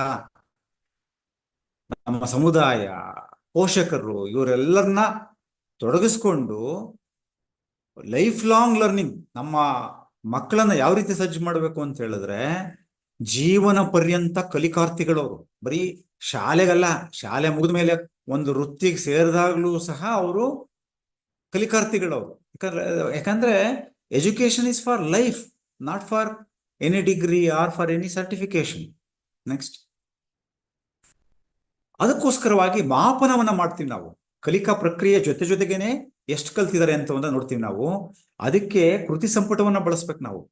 ಮಕ್ಕಳು ಜೊತೆಗೆ ಸೇರಿ ಸಹಯೋಗಿ ಕಲಿಕೆ ಅಂತೀವಿ ನಾವಲ್ಲ, ಒಬ್ಬ ಮಗು ಒಂದು ಮಗು ಇನ್ನೊಂದು ಮಗು ಜೊತೆಗೆ ಅಥವಾ ಇತರ ಮಕ್ಕಳ ಜೊತೆಗೆ ಸೇರಿ ಕಲಿತಾರಲ್ಲ, ಅಲ್ಲಿ ನಾವು ನೋಡ್ಬೇಕು ಮಕ್ಕಳು ಹೇಗೆ ಕಲಿತಾ ಇದ್ದಾರೆ. ಅಸೆಸ್ಮೆಂಟ್, ಪ್ರಾಜೆಕ್ಟ್ ವರ್ಕ್ ಮೂಲಕ ಅಸೆಸ್ ಮಾಡ್ಬೇಕು, ಕ್ವಿಜ್ ಮೂಲಕ ಅಸೆಸ್ ಮಾಡ್ಬೇಕು, role play, oral presentations, short test, ಇವುಗಳಲ್ಲಿ. ಆಮೇಲೆ ಪ್ರತಿ ಮಗುವಿನ ಕಲಿಕಾ ಹಂತವನ್ನ ನಾವು ಟ್ರ್ಯಾಕ್ ಮಾಡ್ಬೇಕು, ಪ್ರಗತಿಯನ್ನ ಜಾಡು ಹಿಡಿಬೇಕು. ಸೊ ಅದರಿಂದ ಜೊತೆಗೆ FL ಗೆ, ಫೌಂಡೇಶನಲ್ ಲರ್ನಿಂಗಿಗೆ ಪ್ರಿಯಾರಿಟೈಸ್ ಮಾಡ್ಬೇಕು, ನಾವು ಒತ್ತು ಕೊಡ್ಬೇಕು. ಮಕ್ಕಳಿಗೆ ಇದು ಕಲಿಸ್ಲಿಲ್ಲ, ನಾವು 1ನೇ ತರಗತಿಯಲ್ಲಿ ಕಲ್ತಿಲ್ಲ, ಅವರು 2ನೇ ತರಗತಿಯಲ್ಲಿ ಕಲ್ತಿಲ್ಲ ಅಂತ ಹೇಳಿದ್ರೆ ಕಲಿಸಿ ಅವರನ್ನ ಮುಂದಕ್ಕೆ ಕಳಿಸುವಂಥದ್ದು. ನೆಕ್ಸ್ಟ್, ಸೊ ಅದಕ್ಕೋಸ್ಕರ ನೋಡಿ 5 ಕ್ಷೇತ್ರವನ್ನ ಅವ್ರು ಹೇಳಿದ್ದಾರೆ ಇಲ್ಲಿ. ಒಂದು, ಮಕ್ಕಳಿಗೆ ಫೌಂಡೇಶನಲ್ ಇಯರ್ಸ್ ಅಂತ ಏನಂತೀವಿ ನಾವು. ಫೌಂಡೇಶನಲ್ ಇಯರ್ಸ್ ಅಂದ್ರೆ ಇದೇ ಪ್ರಾಥಮಿಕ ಹಂತದ ತರಗತಿಗಳಿಗೆ ಅವ್ರಿಗೆ ಅಲ್ಲಿ ಆಕ್ಸೆಸ್ ಇರ್ಬೇಕು, ಅವ್ರಿಗೆ ಅಂದ್ರೆ ಆ ತರಗತಿಗಳು ಸಿಗ್ಬೇಕು, ಅವ್ರಿಗೆ ಶಾಲೆ ಹತ್ರ ಇರಬೇಕು ಮತ್ತು ಅವರನ್ನ ಉಳಿಸ್ಕೋಬೇಕು ಶಾಲೆಯಲ್ಲಿ. ಶಿಕ್ಷಕರಿಗೆ ಸಾಮರ್ಥ್ಯ ಅಭಿವೃದ್ಧಿ ಮಾಡ್ಬೇಕು, 2ನೇದು. 3ನೇದು, ನಾ ಈಗಾಗಲೇ ಹೇಳಿದೆ, ಅತ್ಯುತ್ತಮವಾದ ಕಲಿಕಾ ಬೋಧನಾ ಸಾಮಗ್ರಿಗಳನ್ನ ಅಭಿವೃದ್ಧಿ ಪಡಿಸ್ಬೇಕು ಮತ್ತು ಡೈವರ್ಸಿಫೈಡ್ ಅಂದ್ರೆ ವಿದ್ಯಾರ್ಥಿಗಳಿಗೆ ತಕ್ಕ ಹಾಗೆ ನಮ್ಮ ತರಗತಿಯಲ್ಲಿ 5-6 ಟೈಪ್ ವಿದ್ಯಾರ್ಥಿಗಳಿದ್ದಾರೆ ಅಂದ್ರೆ ಕಲಿಕೆಯಲ್ಲಿ ಶಿಕ್ಷಕರು ಬೇರೆ ಬೇರೆ ತರ ಇದ್ದಾರೆ ಅಂದ್ರೆ ಬೇರೆ ಬೇರೆ ಮಕ್ಕಳಲ್ಲೇ ಇದ್ದಾಗೆ ಶಿಕ್ಷಕರಲ್ಲಿ ಇರ್ತಾರೆ. ಅವರವರಿಗೆ ತಕ್ಕ ಹಾಗೆ ನಾವು diversified high quality teaching learning materials, ಬೋಧನಾ ಕಲಿಕಾ ಸಾಮಗ್ರಿಗಳನ್ನ ತಯಾರು ಮಾಡಬೇಕು, ಪ್ರೋಗ್ರೆಸ್ನ ಟ್ರ್ಯಾಕ್ ಮಾಡಬೇಕು. ನ್ಯೂಟ್ರಿಷನ್ ಅಂಡ್ ಹೆಲ್ತ್ ಕಾಂಪೋನೆಂಟ್ ನಮಗೆ ಗೊತ್ತಿದೆ, ಆರೋಗ್ಯ ಮತ್ತು ಸಮತೋಲನವಾದ ಆಹಾರದ ಒಂದು ವಿಷಯವನ್ನು ಸಹ ಅಡ್ರೆಸ್ ಮಾಡಬೇಕು, ಅದನ್ನ ನಾವು ಮಾಡ್ತಾ ಇದ್ದೀವಿ. ನೆಕ್ಸ್ಟ್ ನೋಡಿ, ಇದರೊಳಗಡೆ ನೀವು ಗಮನಿಸಬಹುದು, ಇದು ಎಲ್ಲ ನಮ್ಮ ಒಂದು ಪಠ್ಯಕ್ರಮ ಅಭಿವೃದ್ಧಿ ಒಂದ್ ಕಡೆಗಿದೆ, ಜೊತೆಗೆ ಅಲ್ಲಿ ಬೋಧನಾ ವಿಧಾನ ಒಂದ್ ಕಡೆಗಿದೆ, ಅಂದ್ರೆ ಚಟುವಟಿಕೆಯುಕ್ತ ಬೋಧನೆ ಮಾಡುವಂಥದ್ದು, ಮತ್ತು ಮ್ಯಾಥಮೆಟಿಕಲ್ ಥಿಂಕಿಂಗ್ ಬೆಳೆಸ್ಬೇಕು, ರಿಸೋರ್ಸಸ್ ಇರಬೇಕು, ಜೊತೆಗೆ ಮಾಪನ, ಕಲಿಕಾ ಮಾಪನ, ಫಾರ್ಮೇಟಿವ್ ಅಸೆಸ್ಮೆಂಟ್ ನಿರಂತರವಾಗಿ ಮಾಡುವಂಥದ್ದು. ಇವುಗಳ ಫಲವಾಗಿ ಮಕ್ಕಳಿಗೆ ಮ್ಯಾಥಮೆಟಿಕಲ್ ಥಿಂಕಿಂಗ್ ಬರಬೇಕು, ರೀಡಿಂಗ್ ಮತ್ತು ರೈಟಿಂಗ್ ಮತ್ತು ಸ್ಪೀಕಿಂಗ್, ಓದೋದು ಅಲ್ಲ ಮಾತನಾಡುವಂಥದ್ದು, ಓದುವುದು, ಬರೆಯೋದು, ಇವೆಲ್ಲವೂ ಸಹ ಬರಬೇಕು. ನೆಕ್ಸ್ಟ್ ನೋಡಿ, ನ್ಯೂಮರಸಿ ಅಂಡ್ ಮ್ಯಾಥಮೆಟಿಕಲ್ ಅಂಡರ್ಸ್ಟ್ಯಾಂಡಿಂಗ್ ಅಲ್ಲಿ ಬಹಳ ಮುಖ್ಯವಾಗಿ ನಂಬರ್ ಸೆನ್ಸ್ ಇರ್ಬೇಕು ಮಕ್ಕಳಿಗೆ. ಇದು ಯಾವ ಸಂಖ್ಯೆ ಏನು, ಆ ಸಂಖ್ಯೆಯ ಬಗ್ಗೆ ಒಂದು ಜ್ಞಾನ, number sense. Pre number concepts ಅದು ಸಹ ಬೇಕಾಗತ್ತೆ. Spatial understanding, space, size, position, mathematical vocabulary. ಈ 4 ಮ್ಯಾಥಮೆಟಿಕ್ಸ್ಗೆ ಒಂದು ವೊಕ್ಯಾಬುಲರಿ ಇದೆ. ಈ 4 ಬರುವಂತದ್ದು visualisation. Mathematics is a visualisation. 10 + 5 15 ಅಂದಾಗ ಅವನು ವಿಜುವಲೈಸ್ ಮಾಡ್ಕೋಬೇಕಾಗತ್ತೆ ಮಗು. ನಾವು ಸಹ ವಿಜುವಲೈಸ್ ಮಾಡ್ಕೊಂತೀವಿ. ನಾವು ದೃಶ್ಯೀಕರಣ ಮಾಡ್ಕೊಂಡು ಇದು ನೋಡಿ, ELPS ಅಪ್ರೋಚ್ ಅನ್ನ ಮಾಡ್ಬೇಕು ಅಂತ ನಾವು ಹೇಳ್ತೀವಿ. ನಾವು ಇದು ಫೌಂಡೇಶನಲ್ ಲರ್ನಿಂಗ್ ಅಲ್ಲಿ ELPS ಅಪ್ರೋಚ್ ಏನು ಅಂದ್ರೆ, ಅಂದ್ರೆ ಎಕ್ಸ್ಪೀರಿಯನ್ಸ್. ಮಕ್ಕಳಿಗೆ ಸುಮ್ಮನೆ ನಾವು ಕತೆ ಹೇಳಿದ್ರೆ ಆಗಲ್ಲ, ಅಥವಾ ಬರೀ ನಾವು ಮಾತನಲ್ಲಿ ಹೇಳಿದ್ರೆ ಆಗಲ್ಲ. ವಸ್ತುಗಳನ್ನ ಕೊಟ್ಟು, ಚಟುವಟಿಕೆ ಕೊಟ್ಟು, ಅನುಭವ ಬರಗ್ ಮಾಡ್ಬೇಕು. ಎಕ್ಸ್ಪೀರಿಯನ್ಸ್ ವಿತ್ ಫಿಸಿಕಲ್ ಆಬ್ಜೆಕ್ಟ್ಸ್ ಅಂದಾಗ ಆ ಎಕ್ಸ್ಪೀರಿಯನ್ಸ್ ನ ಅನುಭವವನ್ನ ತನ್ನ ಮಾತಿನಲ್ಲಿ, ಭಾಷೆಯ ಮೂಲಕ ವ್ಯಕ್ತಪಡಿಸ್ಬೇಕು. ಪಿ ಅಂದ್ರೆ ಅದು ಆ ಅನುಭವವನ್ನ ಚಿತ್ರೀಕರಿಸ್ತಕ್ಕಂಥದ್ದು, ಪಿಕ್ಚರ್ಸ್. ಎಸ್ ಅಂದ್ರೆ ಒಂದು ಸಂಕೇತಗಳ ಮೂಲಕ, ಸಿಂಬಲ್ಸ್ ಮೂಲಕ ಅದನ್ನ ಬರವಣಿಗೆ ಮಾಡುವಂಥದ್ದು. ಈ ಒಂದು ಅಪ್ರೋಚ್ ಅನ್ನ ನೋಡಿ. ಲಿಟ್ರಸಿ ಮತ್ತು ನ್ಯೂಮರಸಿ ಏನಿದೆ, ಭಾಷೆ ಮತ್ತು ಗಣಿತ ಎರಡಕ್ಕೂ ಸಂಬಂಧ ಇದೆ. ದಯಮಾಡಿ ಮ್ಯೂಟ್ ಮಾಡ್ಕೊಳ್ಳಿ. ದಿನನಿತ್ಯದ ಭಾಷೆಯಲ್ಲಿ ಗಣಿತ ಅಡಗಿದೆ. ನಮ್ಮ ಗಣಿತದ ಆಲೋಚನೆಗಳಲ್ಲಿ ಭಾಷೆ ಇದೆ, ಉಪಯೋಗಿಸ್ತೀವಿ ನಾವು ಸಂಪರ್ಕಕ್ಕೆ ಭಾಷೆ ಉಪಯೋಗಿಸ್ತೀವಿ ನಾವು. ಮತ್ತು ಗಣಿತೀಯ ಆಲೋಚನೆಯಲ್ಲಿ ಭಾಷೆ ಇದ್ದೇ ಇರುತ್ತೆ. ಆದ್ರಿಂದ ಬಹಳ ಪ್ರಿಸೈಸ್ ಕಮ್ಯುನಿಕೇಶನ್ ಯಾವುದು ಅಂತ ಹೇಳಿದ್ರೆ, ಮ್ಯಾಥಮೆಟಿಕಲ್ ಐಡಿಯಾಸ್, ನಮ್ಮ ಗಣಿತೀಯವಾದ ಆಲೋಚನೆಗಳ ಜೊತೆಯಲ್ಲಿ ಅದರಲ್ಲಿ ಭಾಷೆನ ಬಳಸ್ತಕ್ಕಂಥ, ದಟ್ ಇಸ್ ಪ್ರಿಸೈಸ್ ಕಮ್ಯುನಿಕೇಶನ್. ಆದ್ರಿಂದ ಭಾಷೆ ಬೇರೆ ಅಲ್ಲ, ನ್ಯೂಮರಸಿ ಬೇರೆ ಅಲ್ಲ, ಎರಡು ಬೇರೆ ಬೇರೆ ಅಂತ ಅನ್ಸಿದ್ರು ಕೂಡ ಎರಡನ್ನ ಇಂಟಿಗ್ರೇಟ್ ಮಾಡ್ಲಿಕ್ಕೆ ಅವಕಾಶ ಇದೆ. ನೆಕ್ಸ್ಟ್ ನೋಡಿ, ಇಲ್ಲಿ ನಾವು ಬಾಲವಾಟಿಕ 3 ತಿಂಗಳದು, ನಾವು ಈವನ್ ಮಕ್ಕಳು UKG ಹೋಗಿದ್ರು ಸಹ 1ನೇ ತರಗತಿಗೆ ಬಂದಾಗ 3 ತಿಂಗಳದೊಂದು ವಿದ್ಯಾಪ್ರವೇಶ ಅಂತ ನಾವು ಮಾಡ್ತಾ ಇದೀವಿ ನಾವು ನಲಿಕಲಿಗೆ. ಅದನ್ನ ನಾವು ಮಾಡ್ಬೇಕಾಗತ್ತೆ. ಆಮೇಲೆ ಎಲಿಮೆಂಟ್ಸ್ ಆಫ್ SPM ಅಂದ್ರೆ ಏನೋ ಸ್ಕೂಲ್ ಪ್ರಿಪರೇಷನ್ ಮಾಡಿಲ್ಲ ಅಂತಾರೆ ಇದನ್ನು. ಅಲ್ಲಿ ಹೆಚ್ಚು ಚಟುವಟಿಕೆ ಮೂಲಕ, ಶಬ್ದಗಳ ಮೂಲಕ, ಆಲ್ಫಾಬೆಟ್ಸ್, ಕಲರ್ಸ್, ಶೇಪ್ಸ್ ಉಪಯೋಗಿಸ್ಕೊಂಡು ಮಾಡಬೇಕು ಅಂತೇಳಿ. ಇದಕ್ಕೆಲ್ಲ ಹೆಚ್ಚು ಸಾಮಗ್ರಿಗಳು ಈಗಾಗಲೇ ನಾವು ಸೃಜನೆ ಮಾಡಿದೀವಿ, ಇನ್ನು ಸಾಕಷ್ಟು ಮಾಡ್ಬೇಕಾಗತ್ತೆ. ಇದು ಸ್ಕೂಲ್ ಪ್ರಿಪರೇಷನ್ ಮಾಡಲು ಎಷ್ಟೋ ಮಕ್ಕಳು ಸ್ಕೂಲಿಗೆ ಬಂದ್ಬಿಡ್ತಾರೆ 1ನೇ ಕ್ಲಾಸ್ಗೆ, ಅವ್ರಿಗೆ ಪ್ರಿಪರೇಷನ್ ಇರಲ್ಲ. ಅಂತವ್ರಿಗೆ ಇದು ಸ್ಕೂಲ್ ಪ್ರಿಪರೇಷನ್ ಮಾಡಿರೋದು. ವಿದ್ಯಾಪ್ರವೇಶ ಇದೆಯಲ್ಲ, ಅದು ಸುಮ್ಮನೆ ಅಲ್ಲ, ಅದು ಮಕ್ಕಳನ್ನ ಶಾಲೆಗೆ ಸಜ್ಜು ಮಾಡ್ಲಿಕ್ಕೆ ನಾವು ವಿದ್ಯಾಪ್ರವೇಶ ಮಾಡ್ತೀವಿ. ನಾವು 1ನೇ ಕ್ಲಾಸಿಗೆ ಬರೋಂಥವ್ರು, ಬೇರೆ ಬೇರೆ ತರಗತಿಗಳಲ್ಲಿ ಹೊಸದಾಗಿ ಬಂದಿರೋಂಥವ್ರಿಗೂ ನಾವು ಸೇತು ಬಂಧ ಮಾಡ್ತೀವಿ. ನಾವು we will prepare them for that years schooling. Next ನೋಡಿ, ಹೆಲ್ತ್ ಅಂಡ್ ನ್ಯೂಟ್ರಿಷನ್, ಇದ್ರ ಬಗ್ಗೆ ಹೇಳಿದೆ ನಾನು. ರೆಗ್ಯುಲರ್ ಹೆಲ್ತ್ ಚೆಕಪ್ ಮಾಡಬೇಕು, ಮತ್ತು ಮಾನಸಿಕ ಮತ್ತು ದೈಹಿಕ ಆರೋಗ್ಯನಕ್ಕೆ ಅದು ಅನುಕೂಲ ಆಗುತ್ತೆ. ಎನರ್ಜೈಸಿಂಗ್ ಬ್ರೇಕ್ಫಾಸ್ಟ್, ನಾವು ಹಾಲು ಕೊಡ್ತಾ ಇದೀವಿ, ನಮ್ಮ ಇದರಲ್ಲಿ ಸುವಾಸನಯುಕ್ತವಾದ ಹಾಲು. ನಮ್ಮ ಶಾಲೆಗಳಲ್ಲಿ ಮೊಟ್ಟೆಯನ್ನ ನಾವು ಕೊಡ್ತಾ ಇದ್ದೀವಿ, ಬಾಳೆಹಣ್ಣು ಸಹ ಸಿಗ್ತಾ ಇದೆ, ಪೌಷ್ಟಿಕಯುಕ್ತ ಆಹಾರ ಸಿಗ್ತಾ ಇದೆ. ಇದೆಲ್ಲವೂ ಸಹ ಮಕ್ಕಳಿಗೆ ಬಹಳ ಮುಖ್ಯವಾಗಿರುತ್ತೆ, ಯಾಕಂದ್ರೆ ಬೆಳವಣಿಗೆ ಹಂತದಲ್ಲಿ ಇದು ಬಹಳ ಮುಖ್ಯ. ನೆಕ್ಸ್ಟ್ ನೋಡಿ, ಇದು ರಿಸೋರ್ಸಸ್, ನಮಗೆ ಬಹಳ ಸಂಪನ್ಮೂಲಗಳು ಬೇಕಾಗತ್ತೆ. ಲೈಬ್ರರಿ, ಗ್ರಂಥಾಲಯಗಳು, ಶಾಲೆ, ಅದನ್ನೆಲ್ಲರೂ ಉಪಯೋಗಿಸ್ಬೇಕಾಗತ್ತೆ. ಶಾಲೆ, ಸಮುದಾಯ ಎಲ್ಲರೂ ಸಹ, ಸಾರ್ವಜನಿಕ ಗ್ರಂಥಾಲಯಗಳು. ಆಮೇಲೆ ಡಿಜಿಟಲ್ ಲೈಬ್ರರಿಗಳನ್ನ ಬಳಸ್ಕೋಬೇಕು. ದೀಕ್ಷಾ ಆ್ಯಪ್ ಇದೆ, ಈ ಪಾಠಶಾಲಾ ಇದೆ, national repository for open education resources ಇದೆ. ಮತ್ತೆ ನಮ್ಮ ಶಾಲೆಗಳಲ್ಲಿ ಕಿಟ್ಸ್ ಇದಾವೆ, ಗಣಿತ ಕಿಟ್ ಇದೆ, ನಲಿಕಲಿ ಕಿಟ್ಸ್ ಇದೆ, ಬೇರೆ ಬೇರೆ ಎಲ್ಲ ಇದೆ. ಆಮೇಲೆ ನ್ಯಾಷನಲ್ ಬುಕ್ ಪ್ರಮೋಷನ್ ಪಾಲಿಸಿ ಇದೆ. ಅಂದ್ರೆ ಸಂಪನ್ಮೂಲಗಳು ಹೆಚ್ಚು ಹೆಚ್ಚು ಬೇಕಾಗತ್ತೆ ಅನ್ನುವಂಥದ್ದು. ಅದನ್ನ ಬಳಸಿದ್ರೆ ನಮಗೆ ಫೌಂಡೇಶನ್ ಲಿಟ್ರಸಿಗೆ ಅನುಕೂಲ ಆಗುತ್ತೆ. ನೆಕ್ಸ್ಟ್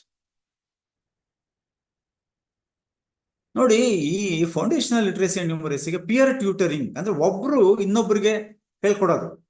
ಈಗ ನಾನೊಬ್ಬ ಸ್ಟೂಡೆಂಟು ಇನ್ನೊಬ್ಬ ಸ್ಟೂಡೆಂಟ್ಗೆ ನಾನು ಹೇಳ್ಕೊಡೋಂಥದ್ದೇನಿದೆ ಬಹಳ ಒಂದು ಪರಿಣಾಮಕಾರಿ ಅಂತ ಹೇಳ್ತಾರೆ. ಆದ್ರೆ ಇದನ್ನ ಶಿಕ್ಷಕರ ಗಮನದಲ್ಲಿ ಮಾಡ್ಬೇಕು, ಇದನ್ನ ಶಿಕ್ಷಕರ ಮೇಲ್ವಿಚಾರಣೆಯಲ್ಲಿ ಮಾಡ್ಬೇಕು. ಜೊತೆಗೆ ವಾಲಂಟ್ರಿ ಇರ್ಬೇಕದು.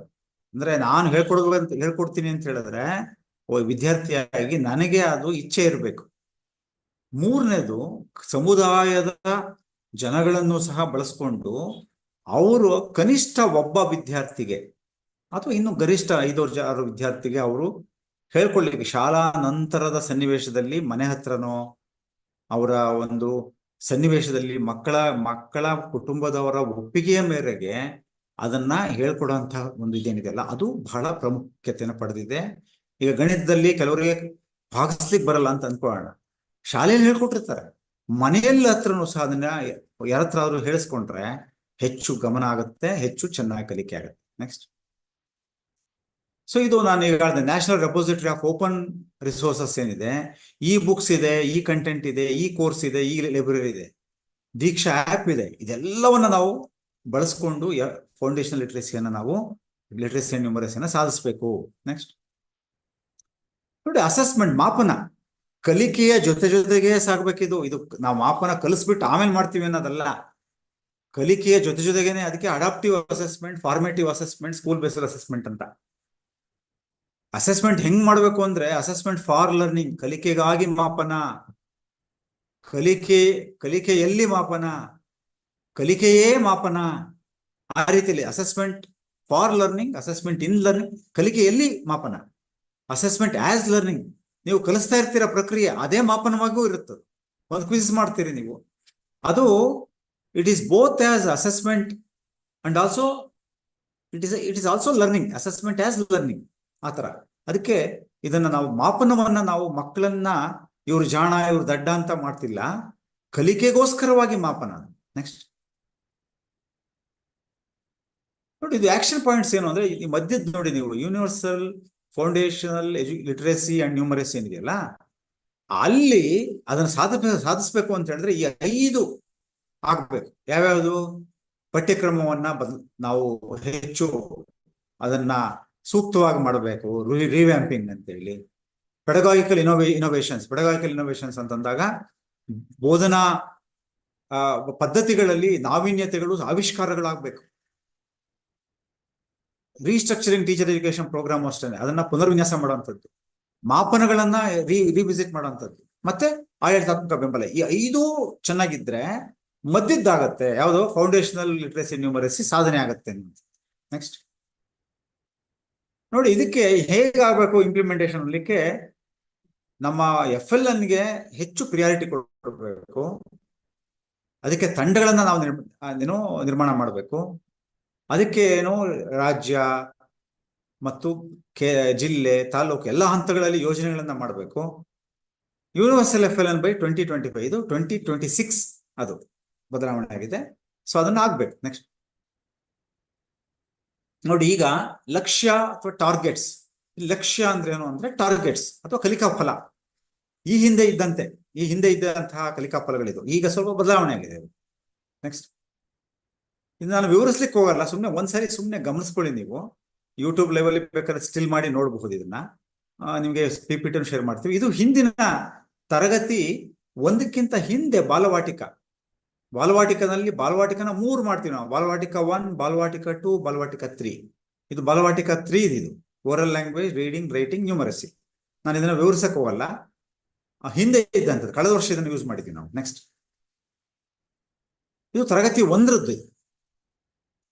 ಕಲಿಕಾ ಫಲಗಳು, ಟಾರ್ಗೆಟ್ಸ್ ಆರ್ ಲಕ್ಷ್ಯಾಸ್. ತಾವು ಗಮನಿಸಬಹುದು, ಅಲ್ಲಿ ನ್ಯೂಮರಸಿಯಲ್ಲಿ 10ರವರೆಗೆ ಕೌಂಟ್ ಮಾಡಬೇಕಿತ್ತು, 1ನೇ ಕ್ಲಾಸಲ್ಲಿ 20ರವರೆಗೆ ಅಂತ ಇದೆ. ಒಂದು ಉದಾಹರಣೆ ಹೇಳ್ತಾ ಇದ್ದೀನಿ, ಹಾಗೆ ಉಳಿದಿದ್ದು ತಾವು ಗಮನಿಸಬಹುದು. ನೆಕ್ಸ್ಟ್ 2ನೇ ತರಗತಿದು ನೀವು ಇಲ್ಲಿ ಗಮನಿಸಬಹುದು, ಅಲ್ಲಿ 20ರವರೆಗೂ ಇತ್ತು. ಇಲ್ಲಿ reads and writes numbers up to 999. 2ನೇ ತರಗತಿದು ಸ್ವಲ್ಪ ಉನ್ನತೀಕರಣ ಆಗಿದೆ. Oral language, reading, writing, numeracy. Next ನೋಡಿ, ಇದು 3ನೇ ತರಗತಿದು. 3ನೇ ತರಗತಿದು ಇನ್ನೂ ಆಳವಾಗಿದೆ. 9999 ಅಲ್ಲಿ ಒಂದು ಅವ್ರಿಗೂ ಓದಬೇಕು, ಬರಿಬೇಕು ಅನ್ನುವಂಥದ್ದು. Solves daily problems using addition and subtraction of numbers up to 999 and sum not exceeding 999. ತುಂಬಾ ಹೈಯರ್ ಆರ್ಡರ್ ಇತ್ತು ಇದು. ನೆಕ್ಸ್ಟ್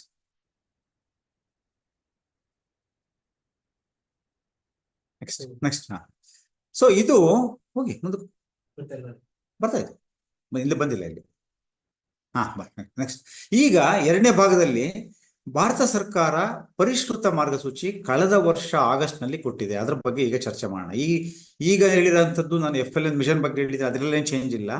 ಲಕ್ಷ್ಯಗಳಲ್ಲಿ ಚೇಂಜ್ ಇದೆ, ಟಾರ್ಗೆಟ್ಸ್ ಅಲ್ಲಿ ಚೇಂಜ್ ಇದೆ. ಅದೇನು ಯಾಕೆ ಮಾಡಿದ್ದಾರೆ ಅಂತ ನೋಡೋಣ. ನೆಕ್ಸ್ಟ್ ನೋಡಿ, ಇದು ಗವರ್ಮೆಂಟ್ ಆಫ್ ಇಂಡಿಯಾದಿಂದ ಬಂದಿರೋಂಥ ಪತ್ರದ DO ಲೆಟರ್. ಇದು ನಮ್ಮ ಎಲ್ಲಾ ರಾಜ್ಯಗಳ, ನಮ್ಮ ದೇಶದ ಎಲ್ಲ ಪ್ರಿನ್ಸಿಪಲ್ ಸೆಕ್ರೆಟರಿಗಳಿಗೆ ಅದನ್ನ ಅವರು ಅಡ್ರೆಸ್ ಮಾಡಿ ಆಗಸ್ಟ್ 20 ಅನ್ಸುತ್ತೆ, ಅದು 2024ರಲ್ಲಿ ಬರೆದಿದ್ದಾರೆ. ಅದು ವರ್ಷದ ಮಧ್ಯ ಆಗಿದ್ರಿಂದ ಅದನ್ನ ಎಫೆಕ್ಟ್ ಮಾಡಿರ್ಲಿಲ್ಲ. ಈ ವರ್ಷ ಇದನ್ನ ಎಫೆಕ್ಟ್ ಮಾಡಿದ್ದಾರೆ. ನೆಕ್ಸ್ಟ್ ನೋಡಿ, ಇದನ್ನ ಯಾಕೆ ಬದಲಾವಣೆ ಮಾಡಿದ್ದಾರೆ ಅನ್ನುವಂಥದ್ದನ್ನ ಸ್ವಲ್ಪ, ಅದು ಸ್ಲೈಡ್ಸ್ ಕಟ್ ಆಗಿದೆ ಅನ್ಸುತ್ತೆ. ಅದು ನಾವು PDF ನಾನು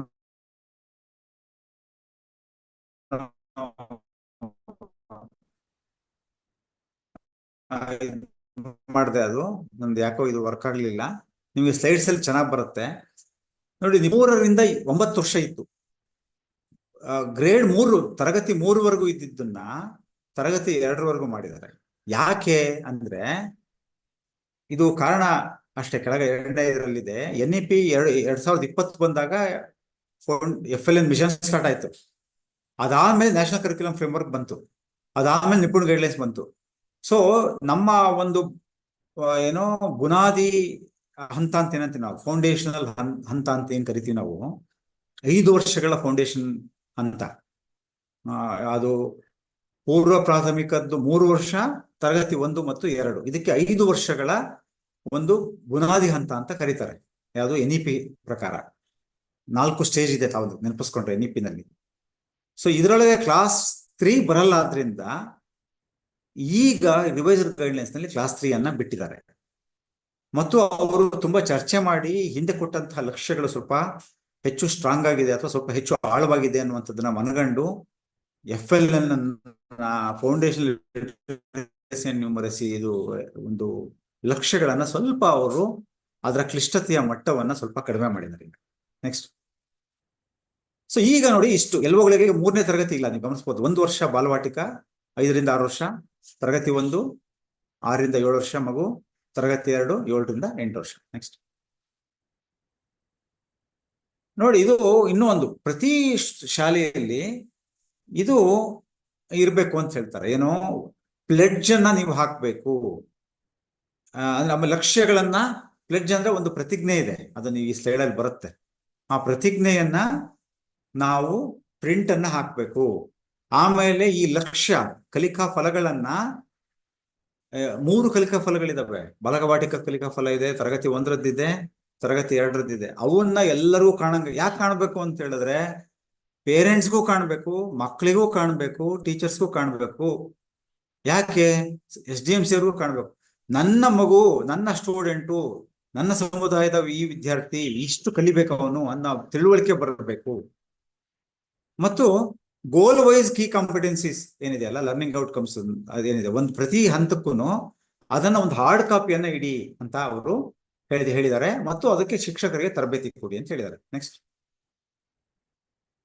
ನೋಡಿ, ರಿವೈಸ್ಡ್ ಲಕ್ಷ್ಯಗಳನ್ನ ನೋಡೋಣ ಇವಾಗ. ರಿವೈಸ್ಡ್ ಲಕ್ಷ್ಯ ಏನೇನು ಪರಿಷ್ಕೃತ ಆಗಿರೋ ಅಂತದ್ದು. ನೆಕ್ಸ್ಟ್ ನಾನು ಇದನ್ನ ಪೂರ್ತಿಯಾಗಿ ವಿವರಿಸ್ಲಿಕ್ಕೆ ಹೋಗಲ್ಲ, ನಿಮಗೆ ಇದು PPT ನಾನು ಶೇರ್ ಮಾಡ್ತೀನಿ ನಾನು ಇದನ್ನ. ಸೊ ಇದನ್ನ ತಾವು ಹಾಗೇನೆ ಗಮನಿಸ್ತಾ ಹೋಗಿ.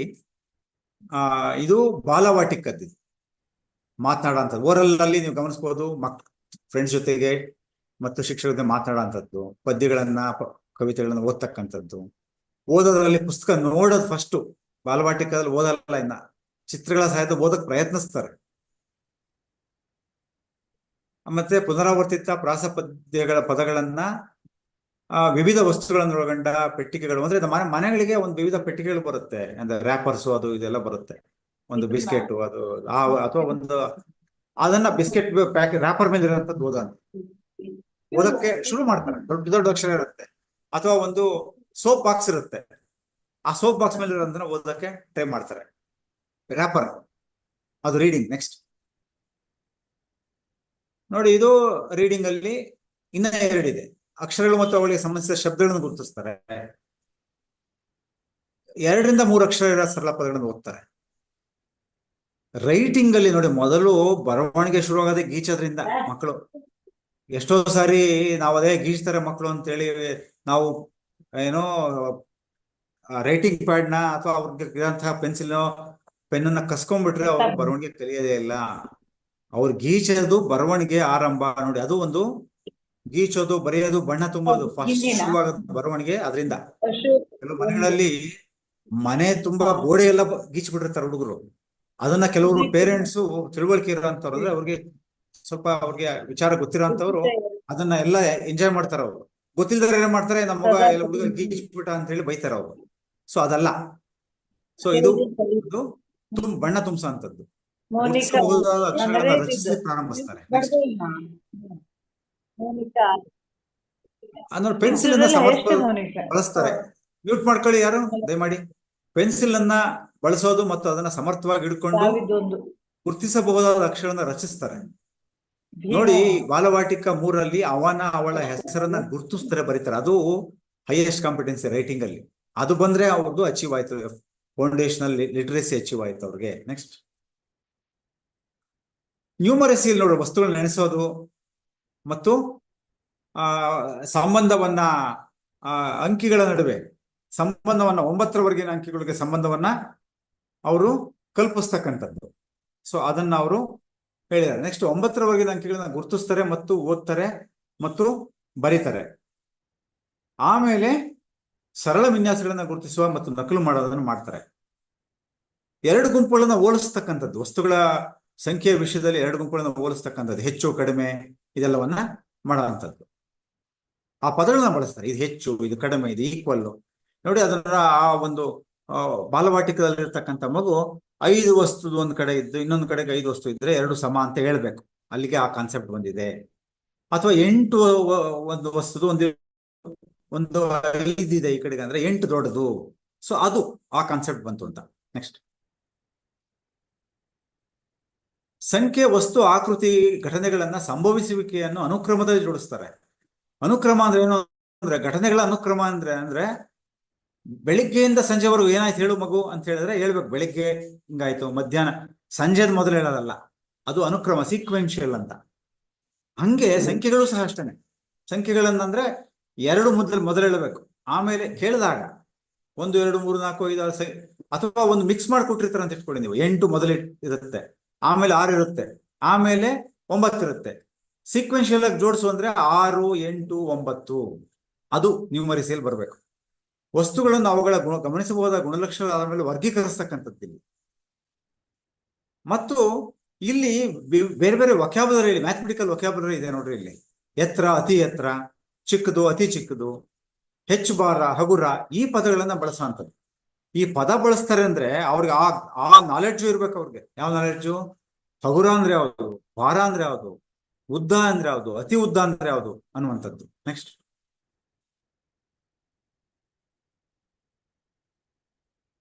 ಇಲ್ಲಿ ತನ್ನ ಅಗತ್ಯಗಳು, ಅಪರಿಚಿತ ವ್ಯಕ್ತಿಗಳು ಮತ್ತು ಸುತ್ತಮುತ್ತಲಿನ ಸನ್ನಿವೇಶದ ಬಗ್ಗೆ ಸ್ನೇಹಿತರು ಮತ್ತು ತರಗತಿ ಶಿಕ್ಷಕರೊಂದಿಗೆ ಸಂಭಾಷಣೆ ಮಾಡ್ತಾರೆ, ಪ್ರಶ್ನೆ ಕೇಳ್ತಾರೆ. ನೋಡ್ರಿ, ಆ ಮಗುಗೆ ಏನೋ ಬೇಕಾಗಿದೆ, ನನಗೆ ಹಶ್ವಾಗ್ತಾ ಇದೆ ಅಂತಾನೋ, ನನಗೆ ಹೊಟ್ಟೆ ನೋಯ್ತಿದೆಯೋ, ನನಗೆ ಏನೋ ಸಮಸ್ಯೆ ಇದೆ, ಕಾಲು ನೋವಿದೆ, ಅವಶ್ಯಕತೆಯನ್ನ ಹೇಳ್ಕೊಳ್ಳುವಂಥದ್ದು, ಆಮೇಲೆ ಪ್ರಶ್ನೆ ಕೇಳುವಂಥದ್ದು. ಮತ್ತೇನೋ ಒಂದು ಸನ್ನಿವೇಶ ಇರುತ್ತೆ, ಶಿಕ್ಷಕರ ಜೊತೆ ಮಾತನಾಡ್ಬೇಕು, ಆ ಸನ್ನಿವೇಶವನ್ನ ಬಳಸ್ಕೊಂಡು ಅದು. ಮತ್ತು ಶಾಲೆ ಆವರಣದಲ್ಲಿ ಅಥವಾ ಹೊರಗಡೆ ಹೋಗ್ಬೇಕಾದ್ರೆ ಏನೇನೋ ಇರುತ್ತೆಲ್ಲ, ಅಲ್ಲಿ ಪೋಸ್ಟರ್ಸ್ ಎಲ್ಲ, ಅದ್ರ ಕುರಿತು ಮಾತನಾಡುವಂಥದ್ದು. ಅಭಿನಯದೊಂದಿಗೆ ಪ್ರಾಸಗಳು, ಕವನಗಳು, ಹಾಡುಗಳನ್ನ ಹೇಳುವಂಥದ್ದು, ಪಠಿಸ್ತಕ್ಕಂಥದ್ದು. ಇದು 1ನೇ ತರಗತಿ ಇದು. ನೆಕ್ಸ್ಟ್, ರೀಡಿಂಗ್ ಅಲ್ಲಿ ಗಟ್ಟಿಯಾಗಿ ಓದುವ, ಹೇಳುವ ಅವಧಿಗಳಲ್ಲಿ ಸಕ್ರಿಯವಾಗಿ ಭಾಗವಹಿಸ್ತಾರೆ. ಕಥನ ಸಂದರ್ಭದಲ್ಲಿ ನಂತರ ಪ್ರಶ್ನೆಗಳಿಗೆ ಉತ್ತರಿಸ್ತಾರೆ. ರಂಗ ಪರಿಕರಗಳು ಮತ್ತು ಗೊಂಬೆಗಳೊಂದಿಗೆ ಪರಿಚಿತ ಕಥೆಯನ್ನು ಅಭಿನಯಿಸ್ತಾರೆ. ನೋಡ್ರಿ, ಕಥೆ ಹೇಳೋ ಸಂದರ್ಭ, ಆ ಪೀರಿಯಡ್ ಅಲ್ಲಿ ಅವರು ಲ್ಯಾಂಗ್ವೇಜ್ ಪೀರಿಯಡ್ ಇರ್ಬೋದು, ಅಲ್ಲಿ ಅವರು ಪ್ರಶ್ನೆಗಳಿಗೆ ಉತ್ತರಿಸ್ತಾರೆ. ಅಲ್ಲಿ ಪ್ರಶ್ನೆಗಳು, ಶಿಕ್ಷಕರು ಪಾಠ ಮಾಡ್ತಿರ್ತಾರೆ, ಶಿಕ್ಷಕರುಗಳ ಪ್ರಶ್ನೆಗಳಿಗೆ ಉತ್ತರಿಸ್ತಾರೆ. ಆಮೇಲೆ ರಂಗ ಪರಿಕರ ಗೊಂಬೆಗಳಿರುತ್ತದೆ, ಆ ಪರಿಚಿತ ಕಥೆಯನ್ನು ಅಭಿನಯಿಸ್ತಕ್ಕಂಥದ್ದು. ಹೊಸ ಪದಗಳಿಗೆ ಹೊಂದಿಕೊಳ್ಳುವಂತಹ ಧ್ವನಿ ಸಂಕೇತವನ್ನ ಬಳಸ್ತಕ್ಕಂಥದ್ದು. ನೋಡಿ, ವಯೋಮಾನಕ್ಕೆ ಸೂಕ್ತವಾದ ಪರಿಚಿತವಲ್ಲದ ಪಠ್ಯದಲ್ಲಿ ಕನಿಷ್ಠ 4 ರಿಂದ 5 ಸರಳ ಪದಗಳನ್ನು ಒಳಗೊಂಡಿರುವ ಚಿಕ್ಕ ವಾಕ್ಯವನ್ನು ಓದ್ತಕ್ಕಂಥದ್ದು. ಪರಿಚಿತವಲ್ಲದ ಪಠ್ಯ ಅಂತ ಯಾಕೆ ಹೇಳಿದ್ದಾರೆ ಅಂದ್ರೆ, ಪರಿಚಿತ ಪಠ್ಯ ಆದ್ರೆ ಏನಾಗುತ್ತೆ, ದಿವಸ ಓದಿ ಅಭ್ಯಾಸ ಇರುತ್ತೆ, ಒಂದು ಅಂದಾಜಿಗೆ ಓದೋ ಸಾಧ್ಯತೆ ಇರುತ್ತೆ. ಒಂದು ಶಾಲಾ ಲೈಬ್ರರಿಯಲ್ಲಿರುವಂತಹ ಒಂದು ಸಣ್ಣ ಪುಸ್ತಕ ಅಥವಾ ಪತ್ರಿಕೆಯಲ್ಲಿ ಬಂದಿರುವಂತಹ ಒಂದು ಕಥೆ, ಅದನ್ನ ಮಗು ಓದಿದ್ರೆ ಆಗ ಈ ಕಾಂಪಿಟೆನ್ಸಿ, ಈ ಎಲ್ವ ಬಂದಿದೆ ಅಂತ. ನೆಕ್ಸ್ಟ್ ನೋಡ್ರಿ, ಬರವಣಿಗೆಯಲ್ಲಿ ಪರಿಚಿತ ಸನ್ನಿವೇಶಗಳಲ್ಲಿ ಬಳಸುವ ಪದಗಳು ಅವುಗಳ ಸ್ವರಭಾರವನ್ನಾಧರಿಸಿ ಬಳಸಿಕೊಳ್ಳುವರು. ಸೊ ಇಲ್ಲಿ ಡೆವಲಪ್ಸ್ ಅಂತ ಬರ್ತದೆ, ಡೆವಲಪ್ಸ್ ಫೆಮಿಲಿಯಾರಿಟಿ ವಿತ್ ಮಾತ್ರಾಸ್ in words occurring in familiar contexts. So ಕಥೆ, ಕವನ, ಸುತ್ತಮುತ್ತ, ಮುದ್ರಿತ ಪಠ್ಯ, ಇವುಗಳನ್ನ ಸ್ವರಭಾರವನ್ನಾಧರಿಸಿ ಬಳಸ್ಕೊಳ್ಳುವಂಥದ್ದು. ತಮ್ಮ ವರ್ಕಿಂಗ್ ಶೀಟ್ ಅಲ್ಲಿ, ಅಂದ್ರೆ ಕೆಲಸದಾಳೆ ಅಂದ್ರೆ ಒಂದು ಬುಕ್ ಅಲ್ಲಿ ಅವರು ಏನು ಬರೀತಾರ, ಅದರಲ್ಲಿ ಅರ್ಥ ಬರುವ, ಹೆಸರನ್ನು ಸೂಚಿಸುವ ವಸ್ತುಗಳನ್ನ ಬರೀತಾರೆ, ಚಿತ್ರ ರಚಿಸ್ತಾರೆ, ಗುರುತಿಸಬಹುದಾದ ವಸ್ತು ವ್ಯಕ್ತಿಗಳ ಚಿತ್ರಗಳನ್ನ ಬರೀತಾರೆ. ಧ್ವನಿ ಸಂಕೇತಗಳಿಗೆ ಹೆರುವಂತಹ ಪದಗಳನ್ನ ಸರಿಯಾದ ಕಾಗುಣಿತದೊಂದಿಗೆ ಬರೀತಾರೆ. ನೀವು ಅಬ್ಸರ್ವ್ ಮಾಡ್ಬೋದು, ಇಲ್ಲಿ ಬಾಲವಾಟಿಕದಲ್ಲಿದ್ದಂತಹ ಎಲ್ವಗಳಿಗೂ ಇಲ್ಗೂ ಸ್ವಲ್ಪ ಹೈಯರ್ ಆರ್ಡರ್ ಬಂದಿದೆ, ಸ್ವಲ್ಪ ಉನ್ನತೀಕರಣ ಆಗಿರುವಂತದ್ದನ್ನು ತಾವು ಗಮನಿಸಬಹುದು. ನೆಕ್ಸ್ಟ್ ನೋಡಿ, ಗ್ರಹಿಕೆಯೊಂದಿಗೆ 2-3 ವಾಕ್ಯಗಳನ್ನ ಬರೀತಾರೆ. ಒಂದು ಬರವಣಿಗೆಯಲ್ಲಿ ಹೈಯೆಸ್ಟ್ ಇದು. ಗ್ರಹಿಕೆ ಅಂದ್ರೆ ಅರ್ಥದ ಜೊತೆಗೆ ಅವರು 2-3 ವಾಕ್ಯದಲ್ಲಿ ಬರೀ ನೀನು ಬೆಳಗ್ಗೆ ಏನ್ ತಿಂಡಿ ತಿಂದೆ ಅನ್ನೋಂತ ಹೇಳಿದ್ರೆ, ಒಂದು ಉದಾಹರಣೆಗೆ, ಅಥವಾ ಇನ್ನೇನಾದ್ರೂ ಒಂದು ವಿಷಯವನ್ನ ಬರಿಬೇಕು ಅಂದ್ರೆ ಅರ್ಥಸಹಿತವಾಗಿ 2-3 ವಾಕ್ಯಗಳನ್ನ ಬರೀತಕ್ಕಂಥದ್ದು. ನೆಕ್ಸ್ಟ್ ನೋಡಿ, ನ್ಯೂಮರಸಿಯಲ್ಲಿ 1ನೇ ತರಗತಿಯಲ್ಲಿದು 20ರವರೆಗಿನ ವಸ್ತುಗಳನ್ನ ಎಣಿಸೋದು ಸಂಖ್ಯಾ ಪರಿಕಲ್ಪನೆ ಅಂತ ಹೇಳಿದ್ದಾರೆ. 20 ವರೆಗೆ ಇರುತ್ತದೆ, 20ರವರೆಗೆ ಅಷ್ಟೇ. ಸುತ್ತಮುತ್ತಲಿನ ಸಂಖ್ಯೆಗಳು, ಆಕೃತಿಗಳು ಮತ್ತು ಸರಳ ವಿನ್ಯಾಸಗಳನ್ನ ಗುರುತಿಸ್ತಾರೆ, ವಿಸ್ತರಿಸ್ತಾರೆ. ತಮ್ಮ ದೈನಂದಿನ ನೈಜ ಸನ್ನಿವೇಶದಲ್ಲಿ 9ರವರೆಗಿನ ಸಂಖ್ಯೆಗಳ ಸಂಕಲನ ಮತ್ತು ವ್ಯವಕಲಗಳನ್ನ ಮಾಡ್ತಾರೆ, 20ಕ್ಕಿಂತ ಹೆಚ್ಚು ಮೊತ್ತ ದಾಟದಂತೆ. ಅಂದ್ರೆ ತುಂಬಾ ಸಿಂಪಲ್ ಆದ 5 ಮತ್ತು 8, 3 ಮತ್ತೆ 5 ಕೂಡಿಸಿದ್ರೆ ಎಷ್ಟಾಗುತ್ತೆ? 8. ಮೊತ್ತ 20ಕ್ಕಿಂತ ಜಾಸ್ತಿ ಆಗಬಾರ್ದು, 9ರೊಳಗಿನ ಅಂಕಿ ಆಗ್ಬೇಕು. ಸೊ ಅದು. ನೆಕ್ಸ್ಟ್,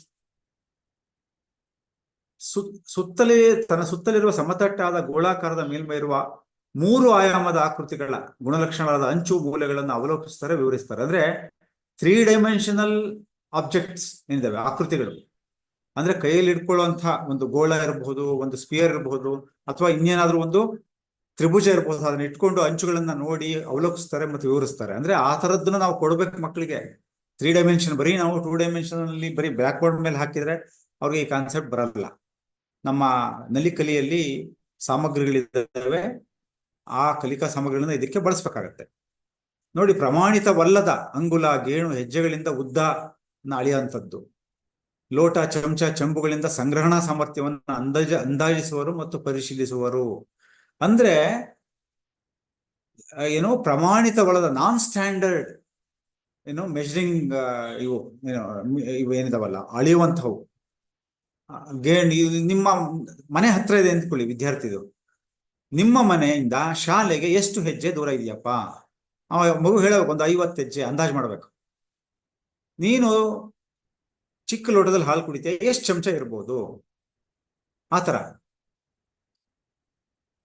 ನೀನು ಸ್ನಾನ ಮಾಡುವಂತಹ ಬಕೆಟ್ನಲ್ಲಿ ಎಷ್ಟು ಚೆಂಬು, ಅಷ್ಟು ಮಗ್ಗು ಅದು ಹಿಡಿಸುತ್ತೆ. ಹೀಗೆ ನಂತರ ಭಾರತದ ಕರೆನ್ಸಿಯ, ನಮ್ಮ ದೇಶದ ನೋಟುಗಳಿಂದ 20ರವರೆಗಿನ ನೋಟುಗಳನ್ನ ಬಳಸ್ಕೊಂಡು, ನಾಣ್ಯಗಳನ್ನ ಬಳಸ್ಕೊಂಡು ಗುರುತಿಸ್ತಕ್ಕಂಥದ್ದು. ಗುರುತಿಸೋದಷ್ಟೇ, ಇಲ್ಲಿ ವಹಿವಾಟು ಮಾಡೋದಿಲ್ಲ.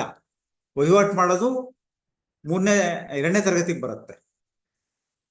ಅದನ್ನ ಗುರುತಿಸುವಂಥದ್ದು ತೋರಿಸಿದ್ರೆ 5 ರೂಪಾಯಿ ಇದು ಅಂತ ಹೇಳ್ಬೇಕು ಮಗು, 10 ರೂಪಾಯಿ ಅಂತ ಹೇಳ್ಬೇಕು, 1 ರೂಪಾಯಿ ಅಂತ ಹೇಳ್ಬೇಕು.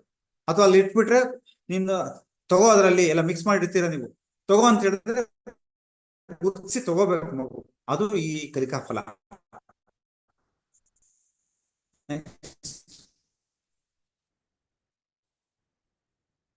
ನೋಡಿ, ತರಗತಿ 2ರಲ್ಲಿ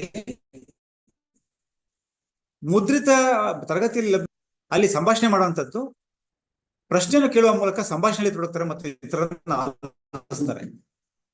ಪ್ರಶ್ನೆನ ಕೇಳ್ತಾರೆ ಮತ್ತು ಸಂಭಾಷಣೆಯಲ್ಲಿ ತೊಡಗ್ತಾರೆ ಮತ್ತು ಇತರರನ್ನ ಆಲಿಸ್ತಾರೆ. ಹಾಡುಗಳು, ಕವನಗಳನ್ನ ಪಠಿಸ್ತಾರೆ. ಕಥೆ, ಕವಿತೆಗಳು, ಮುದ್ರಣ ಇತ್ಯಾದಿಗಳಲ್ಲಿ ಕಂಡು ಬರ್ತಕ್ಕಂಥ ಪರಿಚಿತ ಪದಗಳನ್ನ ಪುನರಾವರ್ತಿಸ್ತಾರೆ, ರಿಪೀಟ್ ಮಾಡ್ತಾರೆ. ಸೊ ಇದು ತರಗತಿಯ 2ರ ಒಂದು ಓರಲ್ ಲ್ಯಾಂಗ್ವೇಜ್ ನ ಎಲ್ವೋಗಳು. ನೆಕ್ಸ್ಟ್,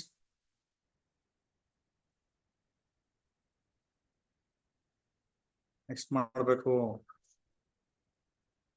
ನೋಡಿ, ಅವ್ರಿಗೆ ಗೊತ್ತಿತ್ತು.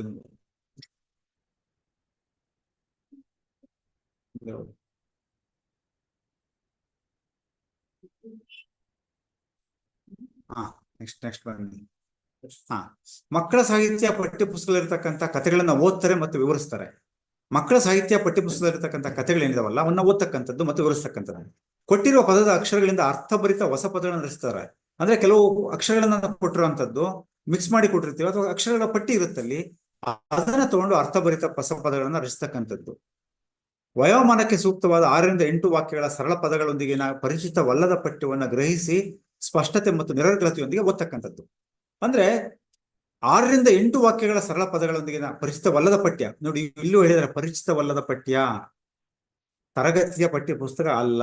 ಯಾಕೆ ಅಂತ ಹೇಳಿದ್ರೆ, ನಾನು ಈಗಾಗಲೇ ಹೇಳಿದೆ, ಹೊಸ ಪಠ್ಯ ಆದಾಗ ಅಲ್ಲಿ ಕಲಿಕಾ ಫಲ ಉಂಟಾಗಿದೆ ಅಂತ ಅದನ್ನ ಗ್ರಹಿಸಿ ಅದನ್ನ ಅವರು ಸ್ಪಷ್ಟತೆ ಮತ್ತು ನಿರರ್ಗಳತೆಯೊಂದಿಗೆ ಓದಬೇಕು, ತಡವರ್ಸ್ಕೊಂಡು ಓದ್ತಕ್ಕಂಥದ್ದಲ್ಲ. ಯಾಕಂದ್ರೆ 2ನೇ ತರಗತಿ ಇದೆ ಮಗು. ನೆಕ್ಸ್ಟ್ ಮುಂದೆ, ಅವರ ತಿಳುವಳಿಕೆ ಮತ್ತು ಭಾವಗಳನ್ನ ವ್ಯಕ್ತಪಡಿಸಲಿಕ್ಕೆ ಸರಿಯಾದ ಸಣ್ಣ ಸರಳ ವಾಕ್ಯಗಳನ್ನ ರಚಿಸ್ತಾರೆ. ಇಲ್ಲಿ ರಚಿಸ್ತಕ್ಕಂಥದ್ದು, ಇಲ್ಲಿ ರೈಟಿಂಗ್. ಬರೀರಪ್ಪ, ನೋಡು, ನೀನು ತಿಂದಂತಹ ತಿಂಡಿ ಹೇಗಿತ್ತು ಅನ್ನುವುದನ್ನ ನೀನು ಬರೇ. ಅದು ಹೇಗಿತ್ತು ಅಂತ ಭಾವ, ಅಲ್ಲಿ ತುಂಬಾ ರುಚಿಯಾಗಿತ್ತು ಹೇಳ್ತಾ ಇದ್ದೀನಿ ನಾನು. ಸ್ಪಷ್ಟ ಬರವಣಿಗೆಯೊಂದಿಗೆ 4ರಿಂದ 5 ಸಣ್ಣ ವಾಕ್ಯಗಳನ್ನ ಬರೀತಾರೆ. ಅದನ್ನ ಬರೀ 4ರಿಂದ 5, ಅಲ್ಲಿ 2ರಿಂದ 3 ಇತ್ತಲ್ಲಿ 1ನೇ ತರಗತಿಯಲ್ಲಿ, 4ರಿಂದ 5 ಇದೆ. ನೆಕ್ಸ್ಟ್, ಈಗ ನ್ಯೂಮರಸಿಯಲ್ಲಿ ವಸ್ತುಗಳನ್ನ ಎಣಿಸ್ತಾರೆ, 99ರವರೆಗಿನ ಸಂಖ್ಯಾರ್ಥವನ್ನ ಹೊಂದ್ತಾರೆ. ವಿಭಿನ್ನ ಆಕಾರ ಸಂಖ್ಯೆಗಳಿಂದ ಹೊಸ ವಿನ್ಯಾಸವನ್ನ ರಚಿಸ್ತಕ್ಕಂಥದ್ದು. ಬೇರೆ ಬೇರೆ ಆಕಾರ ಇರುತ್ತೆ, ಆ ಸಂಖ್ಯೆಗಳಿಂದ ಹೊಸ ಹೊಸ ವಿನ್ಯಾಸಗಳನ್ನ ರಚಿಸ್ತಕ್ಕಂಥದ್ದು. ದೈನಂದಿನ ಜೀವನದಲ್ಲಿ 99ರವರೆಗಿನ ಸಂಖ್ಯೆಗಳನ್ನು ಉಪಯೋಗಿಸಿ ಒಟ್ಟು 99ನ್ನ ಮೀರದಂತೆ ಸಂಕಲನ ಮತ್ತು ವ್ಯವಕಲನವನ್ನ ಮಾಡ್ತಕ್ಕಂಥದ್ದು. 99 ಸಂಖ್ಯೆ ಅಲ್ಲಿ 1ನೇ ತರಗತಿಯಲ್ಲಿ 9 ಇತ್ತು, 9 ಸಂಖ್ಯೆ ಬಳಸಿ ಒಟ್ಟು 20 ಮೀರದಂತೆ ಇತ್ತು. ಇಲ್ಲಿ 99 ಸಂಖ್ಯೆ ಒಟ್ಟು 99 ಮೀರಬಾರ್ದು. ಸಂಕಲನ ಮತ್ತು ವ್ಯವಕಲನ. ನೆಕ್ಸ್ಟ್ ಮುಂದೆ. ಗುಣಾಕಾರವನ್ನು ಪುನರಾವರ್ತಿತ ಸಂಕಲನವನ್ನಾಗಿ, ಭಾಗಾಕಾರವನ್ನು ಸಮಾನ ಹಂಚಿಕೆಯನ್ನಾಗಿ ನಿರ್ವಹಿಸುವರು. ನೋಡ್ರಿ, ಗುಣಾಕಾರ ಅಂತಂದಾಗ ಅದು ರಿಪೀಟೆಡ್ ಅಡಿಷನ್ ಅನ್ನುವಂಥದ್ದು ಗೊತ್ತಾಗಬೇಕು. 3 5 ಅಂದ್ರೆ 3 5 ಸಾರಿ ಕೂಡ್ತಾ ಇದ್ದೀವಿ ಅನ್ನುವಂಥದ್ದು ಗೊತ್ತಾಗ್ಬೇಕು ಅವ್ರಿಗೆ. ಅಂದ್ರೆ ಅದರ ಅರ್ಥ ಗೊತ್ತಾಗುವಂಥದ್ದು. ಭಾಗಾಕಾರ ಅಂದ್ರೆ ಸಮಾನ ಹಂಚಿಕೆ, ಕಳೆಯುವಂಥದ್ದು, ಹಂಚಿಕೆ ಮಾಡುವಂಥದ್ದು. ಹಂಚಿಕೆ ಅನ್ನುವಂಥದ್ದು ಸೂಕ್ತ ಕಳೆಯುವಂಥದ್ದಕ್ಕಿಂತ.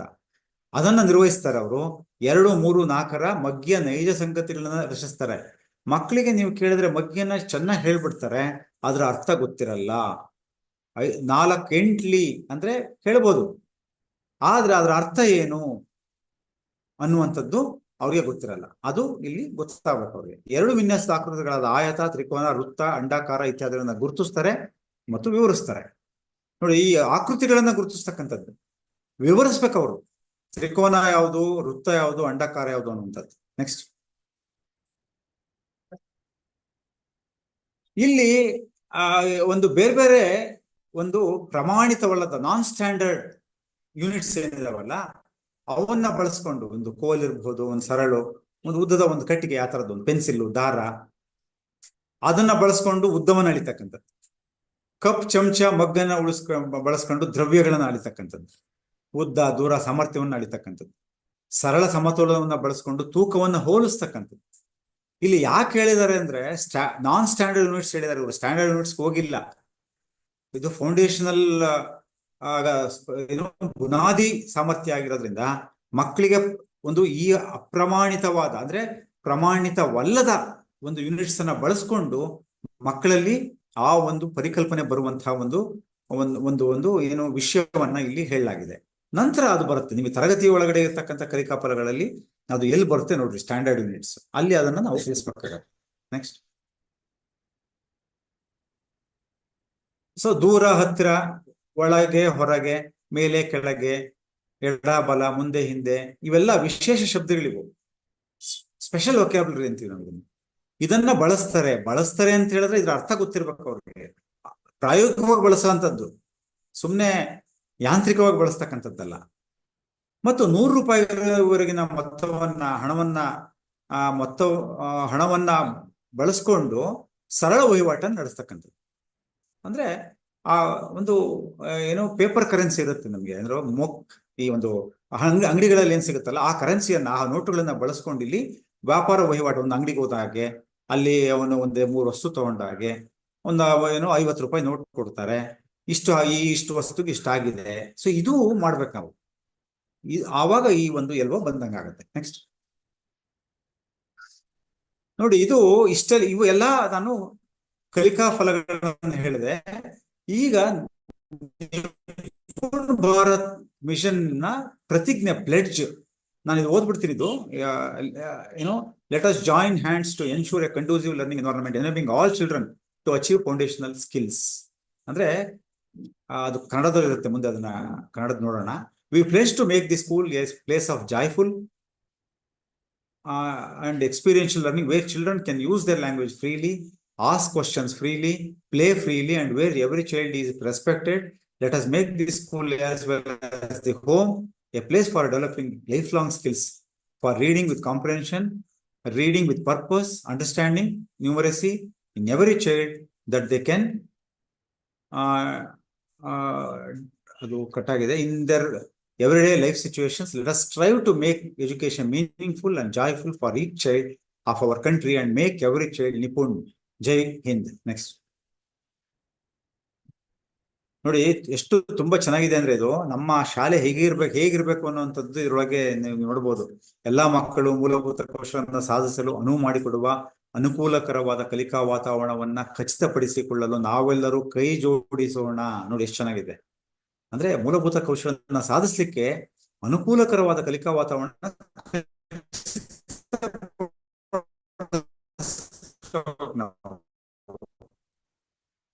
ಮಕ್ಕಳು ತಮ್ಮ ಭಾಷೆಯನ್ನು ಮುಕ್ತವಾಗಿ ಬಳಸಲು, ಮುಕ್ತವಾಗಿ ಪ್ರಶ್ನೆ ಕೇಳಲು, ಮುಕ್ತವಾಗಿ ಆಟವಾಡಲು, ಪ್ರತಿ ಸಂತೋಷದಾಯಕ ಮತ್ತು ಅನುಭವಾತ್ಮಕ ಕಲಿಕೆಯ ಸ್ಥಳವಾಗಿ ಪ್ರತಿಜ್ಞೆ. ಏನಕ್ಕಂದ್ರೆ ಮಕ್ಕಳು ಭಾಷೆಯನ್ನ ಮುಕ್ತವಾಗಿ ಬಳಸ್ಬೇಕು, ಪ್ರಶ್ನೆ ಮುಕ್ತವಾಗಿ ಕೇಳಬೇಕು. ಅಂದ್ರೆ ಕೇಳಕ್ ಪ್ರಶ್ನೆ ಕೇಳಕ್ ಹೆದರ್ಕಬಾರ್ದು, ಆಟ ಆಡಕ್ ಬಿಡ್ಬೇಕು. ನೀನ್ ಯಾಕೆ ಆಟ ಆಡ್ತೀಯ ಅನ್ಬಾರ್ದು. ಪ್ರತಿ ಮಗುವು ಗೌರವಿಸಲ್ಪಡುವಂತಹ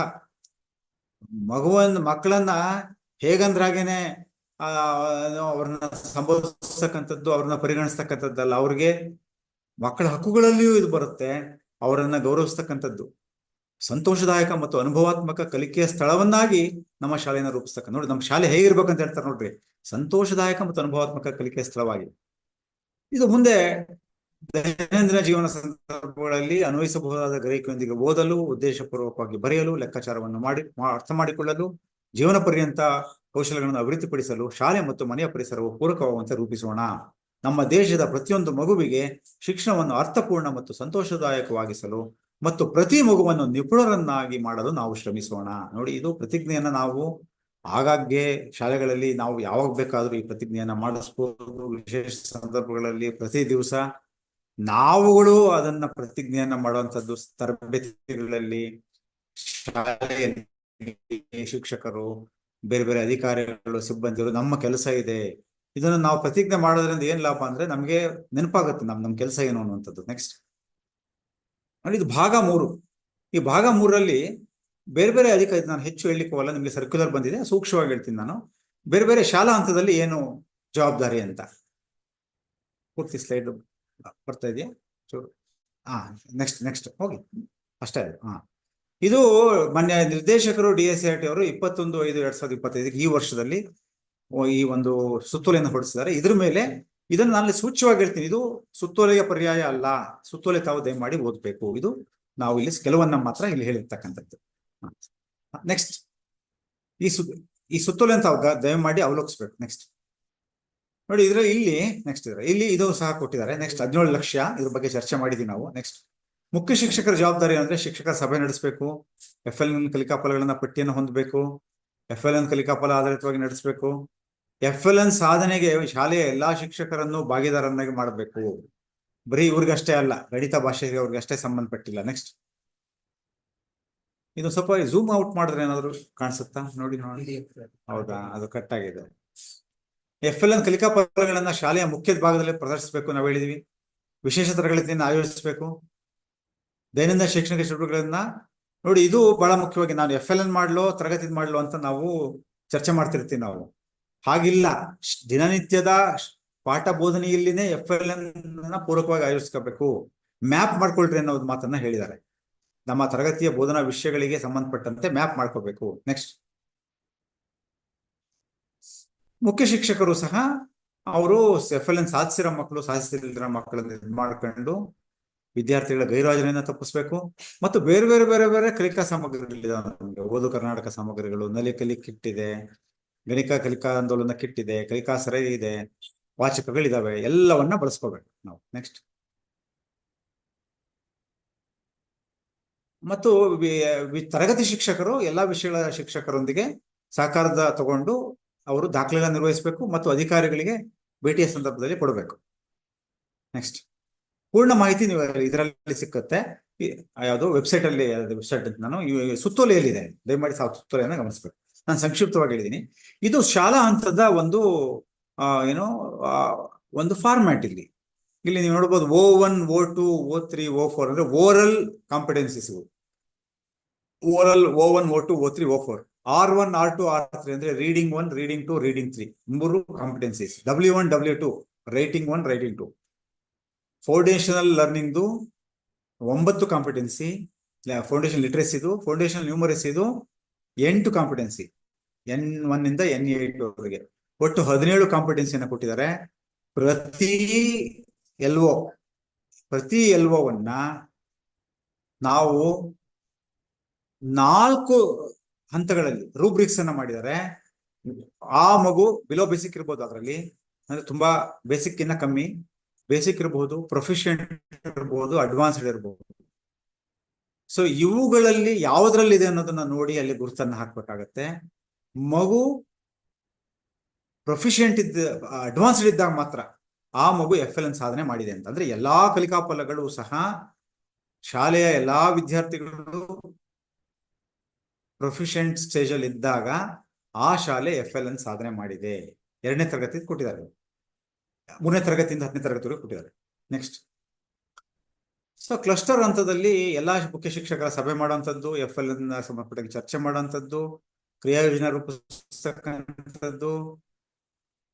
ಸೊ ಈ ರೀತಿಯಲ್ಲಿ FLN ಯಾವ ರೀತಿ, ಯಾವ್ಯಾವ ಶಾಲೆಗಳಲ್ಲಿ ಯಾವ ರೀತಿ ಆಗಿದೆ, ಇವೆಲ್ಲವುಗಳನ್ನ ಕ್ಲಸ್ಟರ್ ಹಂತದಲ್ಲಿ ಜವಾಬ್ದಾರಿ ಇದೆ. ನೆಕ್ಸ್ಟ್,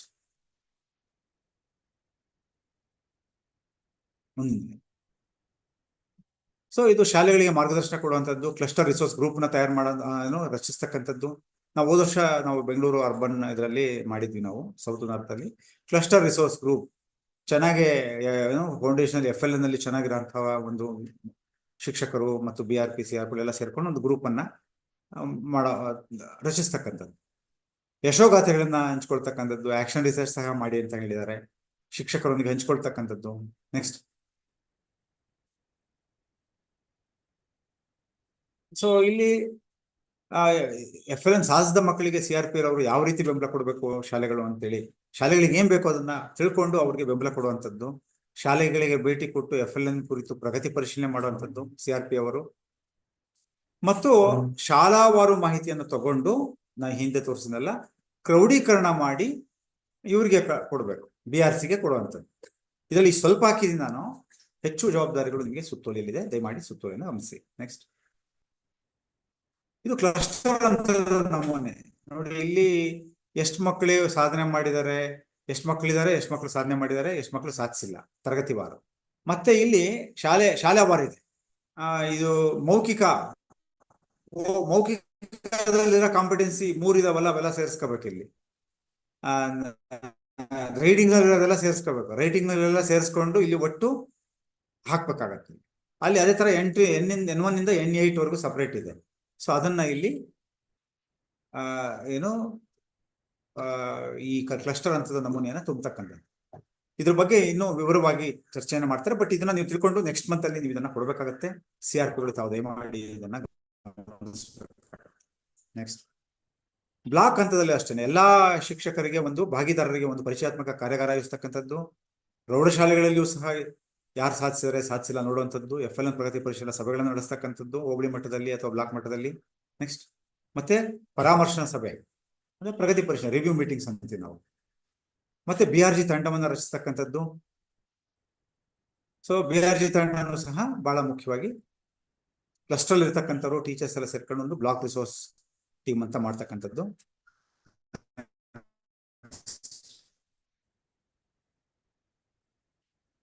BRGದು ನೆಕ್ಸ್ಟ್ ಸ್ಲೈಡ್ ಬರಲಿಲ್ಲ. ಮತ್ತೆ ಯಶೋಗಾಥೆ ಮತ್ತು ನಾವೀನ್ಯತೆ ಅಭ್ಯಾಸಗಳನ್ನ ಸಂಗ್ರಹಿಸಿ ಪ್ರಚುರಪಡಿಸ್ತಕ್ಕಂಥದ್ದು, ಎಲ್ಲರಿಗೂ ಪ್ರೇರೇಪಣೆಯನ್ನು ಒದಗಿಸ್ತಕ್ಕಂಥದ್ದು. ನೆಕ್ಸ್ಟ್,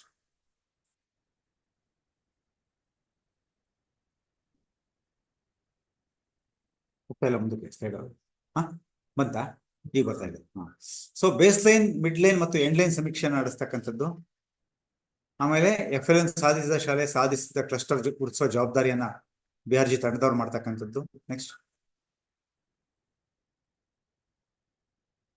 ಸೊ ಇದು ಮತ್ತೆ ಕ್ಲಸ್ಟರ್ನವ್ರು ಕೊಟ್ಟಿರ್ತಕ್ಕಂಥ ಎಲ್ಲ ಒಂದು ಏನೋ ಮಾಹಿತಿಯನ್ನ ಕ್ರೌಢೀಕರಣ ಮಾಡಿ ಡಯಟ್ಗೆ ಕೊಡ್ತಕ್ಕಂಥದ್ದು. ನೆಕ್ಸ್ಟ್ ನೋಡಿ, ಇಲ್ಲಿ ಆ ಕ್ಲಸ್ಟರ್ ಇದರಲ್ಲಿ ಶಾಲಾವಾರ ಇತ್ತು, ಇಲ್ಲಿ ಕ್ಲಸ್ಟರ್ ವಾರ್ ಇರುತ್ತೆ. ಕ್ಲಸ್ಟರ್ ವಾರ್ ಇರುತ್ತೆ. ಸೊ ಇಲ್ಲಿ ಅದೇ ಸೇಮ್ ಇದು ಕ್ಲಸ್ಟರ್ ವಾರ್ ಇರುತ್ತೆ ಅಷ್ಟೇ. ನೆಕ್ಸ್ಟ್, ನಿಮಗೆ ಸುತ್ತೋಲೆ ಇದನ್ನು ಗಮನಿಸಬಹುದು. ಸೊ ಜಿಲ್ಲಾ ಮಟ್ಟದಲ್ಲಿ ಏನ್ ಜವಾಬ್ದಾರಿ ಇದೆ. ನೆಕ್ಸ್ಟ್ ನೋಡಿ, ಈ ಸ್ಲೈಡ್ ಅಲ್ಲಿ ನೀವು ಗಮನಿಸಬಹುದು, ಇದರಲ್ಲಿ ಸ್ವಲ್ಪ ಬಹಳಷ್ಟು ವಿಷಯಗಳಿದೆ. DRG ಸಭೆ, DRGನೂ ಸಹ ಮಾಡುವಂಥದ್ದು, ಡಿಸ್ಟ್ರಿಕ್ಟ್ ರಿಸೋರ್ಸ್ ಗ್ರೂಪ್ ಅನ್ನ base line, mid line, end line. Base line ಮಾಡ್ಬೇಕು ಅಂತಿದೆ. ಬೇಸ್ ಲೈನ್ ಅಂತ ಹೇಳಿದ್ರೆ ಈಗ FLN ನಲ್ಲಿ ನಮ್ಮ ಶಾಲೆಯಲ್ಲಿ ನಮ್ಮ ತರಗತಿಗಳಲ್ಲಿ ಯಾವ ರೀತಿಯಲ್ಲಿ ಮಕ್ಕಳು ಕಲ್ತಿದ್ದಾರೆ, ಈ ಒಂದು ಕಲಿಕಾ ಫಲಕ್ಕೆ ಅಂತಕ್ಕಂಥದ್ದನ್ನ ಬೇಸ್ ಲೈನ್ ಅಸೆಸ್ಮೆಂಟ್ ಸರ್ವೆಗೆ ಸಂಬಂಧಪಟ್ಟಂಗೆ ಒಂದು ಕ್ವಶನ್ ಪೇಪರ್ ಅನ್ನ, ಒಂದು ಮೌಲ್ಯಾಂಕನವನ್ನ ನಾವು ಮಾಡ್ಕೊಟ್ಟಿದ್ವಿ. ಈ ಸರಿ ಬ್ಲಾಕ್ನವರೇ ಮಾಡ್ಕೋಬೇಕು. ಅದಕ್ಕೆ ಒಂದು ಲಾಸ್ಟ್ ಟೈಮ್ದು ಹೆಂಗಿದ್ರು ತಮಗೆ ಒಂದು ಕ್ವಶನ್ ಪೇಪರ್ಸ್ ಎಲ್ಲ ಇದೆ. ಸೊ ತಾವು ಅದನ್ನ ನೋಡ್ಕೊಂಡು ಮೌಲ್ಯಾಂಕನಕ್ಕಾಗಿ ಒಂದು base line, mid line actually ಬೇಕಾಗಲ್ಲ, ಮತ್ತೆ ಸ್ಟೇಟ್ ಆಫೀಸ್ ಇಂದ ಹೇಳಿದ್ದಾರೆ. ಯಾಕಂದ್ರೆ ಮಿಡ್ ಲೈನ್ ನಾವು ಯಾವಾಗ ಮಾಡ್ತೀವಿ ಅಂದ್ರೆ 2-3 ವರ್ಷ ಇದ್ದಾಗ ಮಿಡ್ ಲೈನ್ ಮಾಡ್ತೀವಿ ನಾವು. ಒಂದು 8-9 ತಿಂಗಳೊಳಗೆ ಮಿಡ್ ಲೈನ್ ಅಷ್ಟು ಬೇಕಾಗಲ್ಲ, ಎಂಡ್ ಲೈನ್ ಮಾಡ್ಬೇಕು. ಮಾಡಬೇಕು ಅಂತಿದೆ. ಜಿಲ್ಲಾ ಡ್ಯಾಶ್ ಬೋರ್ಡ್ ಮಾಡಬೇಕು ಅಂತಿದೆ, ಭೇಟಿ ಕೊಡುವಂಥದ್ದು, ಪ್ರಗತಿ ಪರಿಶೀಲನಾ ಸಭೆ, ಸೆಮಿನಾರ್ಗಳನ್ನ ಮಾಡ್ರಿ ಅಂತ ಹೇಳಿದ್ದಾರೆ, ಸಮಾಲೋಚನಾ ಸಭೆಗಳನ್ನ ಅಲ್ಲಿ ಇದನ್ನ ಚರ್ಚೆ ಮಾಡ್ರಿ ಅಂತ ಹೇಳಿದ್ದಾರೆ, FL ಆದ್ಯತ ವಿಷಯವಾಗಿ ಮಾಡ್ರಿ, ಬ್ರೋಷರ್ ವಿಡಿಯೋ ಕ್ಲಿಪ್ನ ಮಾಡ್ರಿ, ಘೋಷವಾಕ್ಯನ ಮಾಡ್ರಿ, NGOಗಳ ಸಹಕಾರ ಪಡೀರಿ ಅಂತ ಹೇಳಿದ್ದಾರೆ. ಈ ರೀತಿಯಲ್ಲಿ ಡಿಜಿಟಲ್ ಸಂಪನ್ಮೂಲವನ್ನು ಸಿದ್ಧಪಡಿಸಬೇಕು, ದೀಕ್ಷಾ ಪ್ಲಾಟ್ಫಾರ್ಮ್ ನಲ್ಲಿ ಬಳಸಬೇಕು, ಆನ್ಲೈನ್ ಕೋರ್ಸ್ಗಳನ್ನ ಮಾಡಬಹುದು, ಅಲ್ಲಿರತಕ್ಕಂಥ ಮಾಹಿತಿನೂ ಬಳಸ್ಕೋಬಹುದು ಅಂತ ಹೇಳಿದ್ದಾರೆ. ನೆಕ್ಸ್ಟ್,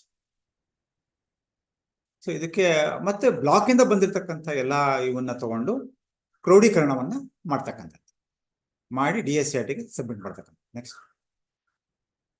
ನೋಡಿ, ಇದು ಅಲ್ಲಿ ಕ್ಲಸ್ಟರ್ ವಾರ್ ಇತ್ತು, ಕ್ಲಸ್ಟರ್ ಅಲ್ಲಿ ಸ್ಕೂಲ್ ವಾರ್ ಇತ್ತು, ಬ್ಲಾಕ್ ಅಲ್ಲಿ ಕ್ಲಸ್ಟರ್ ವಾರ್ ಇತ್ತು. ಬ್ಲಾಕ್ನವ್ರು ಕೊಡ್ಬೇಕಾದ್ರೆ, ಜಿಲ್ಲೆಯವ್ರು ಕೊಡ್ಬೇಕಾದ್ರೆ ಬ್ಲಾಕ್ ವಾರ್ ಇರುತ್ತೆ, DSCRT ಕೊಡ್ಬೇಕಾದ್ರೆ ಸೇಮ್ ಫಾರ್ಮೇಟ್, ಏನು ವ್ಯತ್ಯಾಸ ಇಲ್ಲ. ನೆಕ್ಸ್ಟ್, ಸೊ ಇದು ಯಾವ್ಯಾವ ಕೊಡ್ಬೇಕು ಅಂತ ಇದ್ರೊಳಗೆ ಹೇಳಿದ್ದಾರೆ. ಶಾಲಾ ಹಂತದನ್ನ ಪ್ರತಿ ತಿಂಗಳ 3ನೇ ಕೆಲಸದ ದಿನದಂದು ಕ್ಲಸ್ಟರ್ ಅಂತ ಕೊಡಬೇಕು. ಕ್ಲಸ್ಟರ್ ಅಂತದ್ದು 5ನೇ ಕೆಲಸದ ದಿನ ಬ್ಲಾಕ್ ಅಂತ ಕೊಡಬೇಕು. ತಾಲೂಕು ಅಂತದ್ದು 7ನೇ ಕೆಲಸದ ದಿನ 7ನೇ ತಾರೀಕಲ್ಲ, 7th ವರ್ಕಿಂಗ್ ಡೇ. ಜಿಲ್ಲಾ ಹಂತದ್ದು 9th ವರ್ಕಿಂಗ್ ಡೇ DSCRT ಕಳಿಸ್ತಕ್ಕಂಥದ್ದು. ನೆಕ್ಸ್ಟ್ ನೋಡಿ, ಇದ್ರೊಳಗಡೆ ಒಂದು ಆನ್ಯುಯಲ್ ಪ್ಲಾನ್ ಅನ್ನ ಮಾಡಿದ್ದಾರೆ. 100% ಸಾಧನೆ ಮಾಡಬೇಕು ಅಂದ್ರೆ ಏನ್ ಮಾಡಬೇಕು, ನಮ್ಮ ನೆಕ್ಸ್ಟ್ ಸ್ಲೈಡ್, ನಮ್ಮ ವರ್ಷದಲ್ಲಿ ಬೇರೆ ಬೇರೆ ಏನ್ ಮಾಡ್ತೀವಲ್ಲ ನಾವು, ಮೇ ತಿಂಗಳದ ಹೇಳಿದ್ದಾರೆ ಪೂರ್ವಭಾವಿ ಸಭೆಯಲ್ಲಿ. ಜೂನ್ ತಿಂಗಳಲ್ಲಿ FLN ಮಾಸಾಚರಣೆ ಅಂತ ಮಾಡಿ ಸ್ಟಾರ್ಟಿಂಗ್ ಅಲ್ಲಿ ನಾವು ಏನು ಈಗ ಸೇತುಬಂಧ ಮಾಡ್ತೀವಿ, ಸೇತುಬಂಧದಲ್ಲಿನೇ ಸಹ ಈಗಾಗಲೇ ಸೇತುಬಂಧದಲ್ಲಿ ಹೇಳಿದೆ 40% ನಷ್ಟು FLN ಸಂಬಂಧಪಟ್ಟಂಗೆ ಕೌಶಲಗಳನ್ನ ತಗೊಳ್ಳಿ, ಇನ್ನು 60% ಇಂದಿನ ತರಗತಿ ತಗೊಳ್ಳಿ ಅಂತ ಹೇಳಿದ್ದಾರೆ. ಸೊ ಇದರೊಳಗಡೆ ಈ ಒಂದು ಕೌಶಲಗಳಲ್ಲಿ, ಫೌಂಡೇಶನಲ್ ಲಿಟ್ರಸಿ ಅಂಡ್ ನ್ಯೂಮರಸಿ ಕೌಶಲಗಳಲ್ಲಿ ವಿದ್ಯಾರ್ಥಿಗಳು ಯಾವ ರೀತಿ ಮಾಡ್ತಾರೆ ಅಂತ ಮಾಡಿ A ಮತ್ತು B ಅಂತ ನೋಡ್ಕೊಂಡು ಶ್ರೇಣಿಯಲ್ಲಿ B ಶ್ರೇಣಿಯ ಮಕ್ಕಳಿಗೆ ಅದಕ್ಕೆ ನಾವು ಏನು ಪ್ರೀ ಟೆಸ್ಟ್ ಮಾಡ್ತೀವಿ. ನಾವು ಪ್ರೀ ಟೆಸ್ಟ್ ಮಾಡಿದ್ಮೇಲೆ ಒಂದು ಬೇಸನ್ ಅಂತೀವಿ ನಾವು, ಮಾಡಿದ್ಮೇಲೆ ಅಲ್ಲಿ ಗೊತ್ತಾಗತ್ತೆ ನಮ್ಗೆ ಯಾವ ಮಕ್ಕಳಿದ್ದಾರೆ ಏನು ಅಂತ. ಇಂಟರ್ವೆನ್ಷನ್ ಮಾಡ್ತೀವಿ, ಮಾಡಿದ್ಮೇಲೆ ಸಾಫಲ್ಯ ಪರೀಕ್ಷೆ.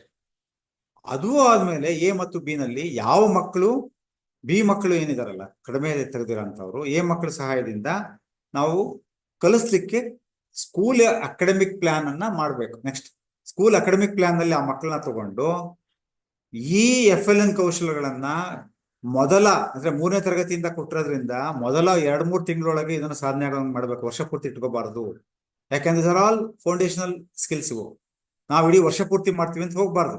ನೆಕ್ಸ್ಟ್, ಸೊ ಅದಕ್ಕೋಸ್ಕರವಾಗಿ ಏನು ಅಂದ್ರೆ, ಈಗ ತರಗತಿ 1, ತರಗತಿ 2ರಲ್ಲಿ ಆಯಾ ತರಗತಿ ನೀವು ವರ್ಷ ಪೂರ್ತಿ ಮಾಡಬಹುದು, ಯಾಕಂದ್ರೆ ಅದು ವರ್ಷದ ಕೊನೆಗೆ ಅಚೀವ್ ಆಗಬೇಕು.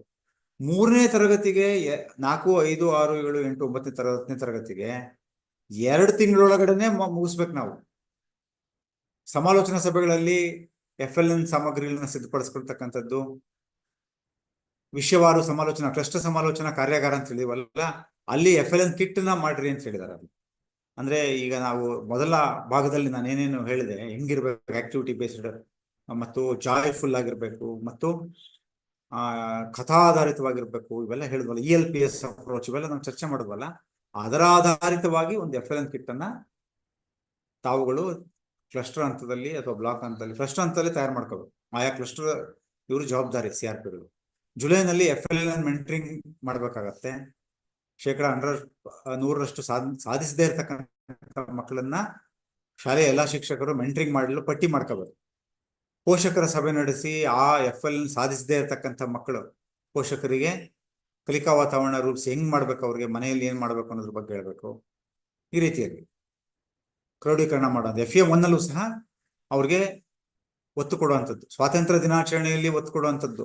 ಸಾಧಿಸದೇ ಇರತಕ್ಕಂಥ ಮಕ್ಕಳಿಗೆ, ಸಾಧಿಸಿದ ಮಕ್ಕಳು 100% ಸಾಧಿಸಿರೋ ಮಕ್ಕಳಿಗೂ ಕೊಡಬೇಕು, ಅವ್ರಿಗೆ ಮೆಚ್ಚುಗೆ. ಸಾಧಿಸದೇ ಇರುವಂಥವ್ರಿಗೂ ಅವಕಾಶ ಕೊಡ್ಬೇಕು. ನಾವು ಏನ್ ಮಾಡ್ತೀವಿ, ಯೂಶುವಲ್ ಸಾಧಿಸಿರೋ ಮಕ್ಕಳಿಗೆ ಪ್ರೋತ್ಸಾಹ ಕೊಡ್ತೀವಿ, ಸಾಧಿಸದೇ ಇರೋರಿಗೆ ಕೈ ಬಿಟ್ಬಿಡ್ತೀವಿ. ಅದು ಏನಾಗ್ಬಿಡುತ್ತೆ, ಅವ್ರು ಹಿಂದೆ ಉಳ್ಕೊಂಡ್ಬಿಡ್ತಾರೆ. Children left behind or fall behind ಅಂತ ನಾವು ನೋಡಿದ್ವಿ ನಾವು ಮೊದಲಿನ ಸ್ಲೈಡ್ಗಳಲ್ಲಿ. ನೆಕ್ಸ್ಟ್, ಸೊ ಹೀಗೆ ನೋಡಿ, ಮಕ್ಕಳ ಕಲಿಕೆಯನ್ನ ಆ ದಿನ ಅನಾವರಣ ಮಾಡ್ಲಿಕ್ಕೆ ಮಾಡುವಂಥದ್ದು. ಆಮೇಲೆ ಸಮಾಲೋಚನಾ ಸಭೆಗಳಲ್ಲಿ ಎಲ್ಲ ಶಿಕ್ಷಕರು ಮತ್ತು ಮುಖ್ಯಸ್ಥರು FLN ಕುರಿತು ತಮ್ಮ ಶಾಲೆಯಲ್ಲಿ ನಡೆದ ಚಟುವಟಿಕೆಗಳ ಪ್ರಾತ್ಯಕ್ಷಿಕೆ, ವಿಶ್ವಗಾಥೆ, ಪ್ರಬಂಧ ಸ್ಪರ್ಧೆಗಳಲ್ಲಿ ಭಾಗವಹಿಸಬೇಕು. ಕ್ಲಸ್ಟರ್ ಸಮಾಲೋಚನಾ ಕಾರ್ಯಾಗಾರಗಳಲ್ಲಿ ತಮ್ಮ ಶಾಲೆಯಲ್ಲಿ ಏನೇನು ಮಾಡಿದ್ರಲ್ಲ ಅಲ್ಲಿ ನಮ್ CRP ಇದಿರುತ್ತಲ್ಲ, ಕ್ಲಸ್ಟರ್ ಸಮಾಲೋಚನಾ ಕಾರ್ಯಾಗಾರ, ಅಲ್ಲಿ ಯಾವ ಕ್ಲಸ್ಟರ್ ಎಲ್ಲಾ ಶಾಲೆಗಳು ಪ್ರದರ್ಶನ ಮಾಡ್ಬಿಡ್ಬೋದಲ್ಲ ಅವತ್ತು, ಚೆನ್ನಾಗಿರುತ್ತೆ ಅದನ್ನು. ಮತ್ತೆ ಇದರಲ್ಲಿ ಶಿಕ್ಷಕರ ದಿನಾಚರಣೆಯಲ್ಲಿ 100% ಸಾಧನೆ ಮಾಡಿರುವಂತಹ ಶಿಕ್ಷಕರಿಗೆ ಮೆಚ್ಚುಗೆ. FA2 ಅಲ್ಲಿ ವಿಶೇಷ ಚಟುವಟಿಕೆಗಳನ್ನ ಕೊಡುವಂಥದ್ದು ಸಾಧಿಸದೇ ಇರತಕ್ಕಂಥ ಮಕ್ಕಳಿಗೆ. FCA 1 ಅಲ್ಲಿ ಮೌಖಿಕ ಪರೀಕ್ಷೆಯಲ್ಲಿ FLNಗೆ ಆದ್ಯತೆ. ಗಾಂಧಿ ಜಯಂತಿಯಲ್ಲಿ ಬೇರೆ ಬೇರೆ ಚಟುವಟಿಕೆಗಳನ್ನ ಕೊಟ್ಟಿದ್ದಾರೆ. ಅಂದ್ರೆ ವಾರ್ಷಿಕ ಯೋಜನೆ ಇದು ಸಲಾತ್ಮಕ. ನಾವಿನ್ನೂ ಸೇರಿಸ್ಕೋಬಹುದು, ಇನ್ನೇನು ಬೇಕೋ ಪ್ರತಿ ದಿವಸದಲ್ಲೂ ಸಹ ನಾವು ಸೇರಿಸ್ಕೋಬಹುದು. ಇದರಲ್ಲಿ ಸಮುದಾಯ ಶಾಲೆಯಲ್ಲಿ ಮಾಡುವಂಥದ್ದು ವಿನೋದ ಗಣಿತ, ರಸಪ್ರಶ್ನೆ, ಇವೆಲ್ಲವೂ ಸಹ ಮಕ್ಕಳ ಕಲಿಕೆಗೆ ಮೆಚ್ಚುಗೆ ಕೊಡುವಂಥದ್ದು. ಸಮಾಲೋಚನಾ ಸಭೆಗಳಲ್ಲಿ FLN ಕುರಿತು ತಮ್ಮ ಶಾಲೆಯಲ್ಲಿ ನಡೆದ ಚಟುವಟಿಕೆಗಳ ಪ್ರಾತ್ಯಕ್ಷಿಕೆಯನ್ನ ನೆಕ್ಸ್ಟ್ ಯಶೋಗಾಥೆ ಮತ್ತು ಪ್ರಬಂಧ ಸ್ಪರ್ಧೆಗಳಲ್ಲಿ ಭಾಗವಹಿಸ್ತಕ್ಕಂಥದ್ದು. ಕನ್ನಡ ರಾಜ್ಯೋತ್ಸವ, ಮಕ್ಕಳ ದಿನಾಚರಣೆ, ರಾಷ್ಟ್ರೀಯ ಶಿಕ್ಷಣ ದಿನ, ಇದಕ್ಕೆ FLN ಚಟುವಟಿಕೆಗಳಿಗೆ ಇದು ಕೊಡುವಂಥದ್ದು. ಏನೇನು ಅಂತ ಹೇಳಿದ್ದಾರೆ, ಮಕ್ಕಳ ದಿನಾಚರಣೆ FLN ಕಲಿಕಾ ಹಬ್ಬ ಮಾಡಿ ಅಂತ ಹೇಳಿದ್ದಾರೆ. ಚೆನ್ನಾಗಿದೆ ಅದು. ಡಿಸೆಂಬರ್ 22 ರಾಷ್ಟ್ರೀಯ ಗಣಿತ ದಿನಾಚರಣೆ ಬರುತ್ತೆ. ಅವಾಗ್ಲೂ ಸಹ ಸಂಖ್ಯಾ ಸಾಮರ್ಥ್ಯಕ್ಕೆ ಒತ್ತು ಕೊಟ್ಟು ಮೆಟ್ರಿಕ್ ಮೇಳ, ಗಣಿತ ಮೇಳ ಮಾಡಿ. ಸೊ ಗಣರಾಜ್ಯೋತ್ಸವ ದಿವಸನೂ ಸಹ ಏನೇನ್ ಮಾಡಬೇಕು, ಮಕ್ಕಳ ಹಕ್ಕು ಕರ್ತವ್ಯಗಳ ಜೊತೆಗೆ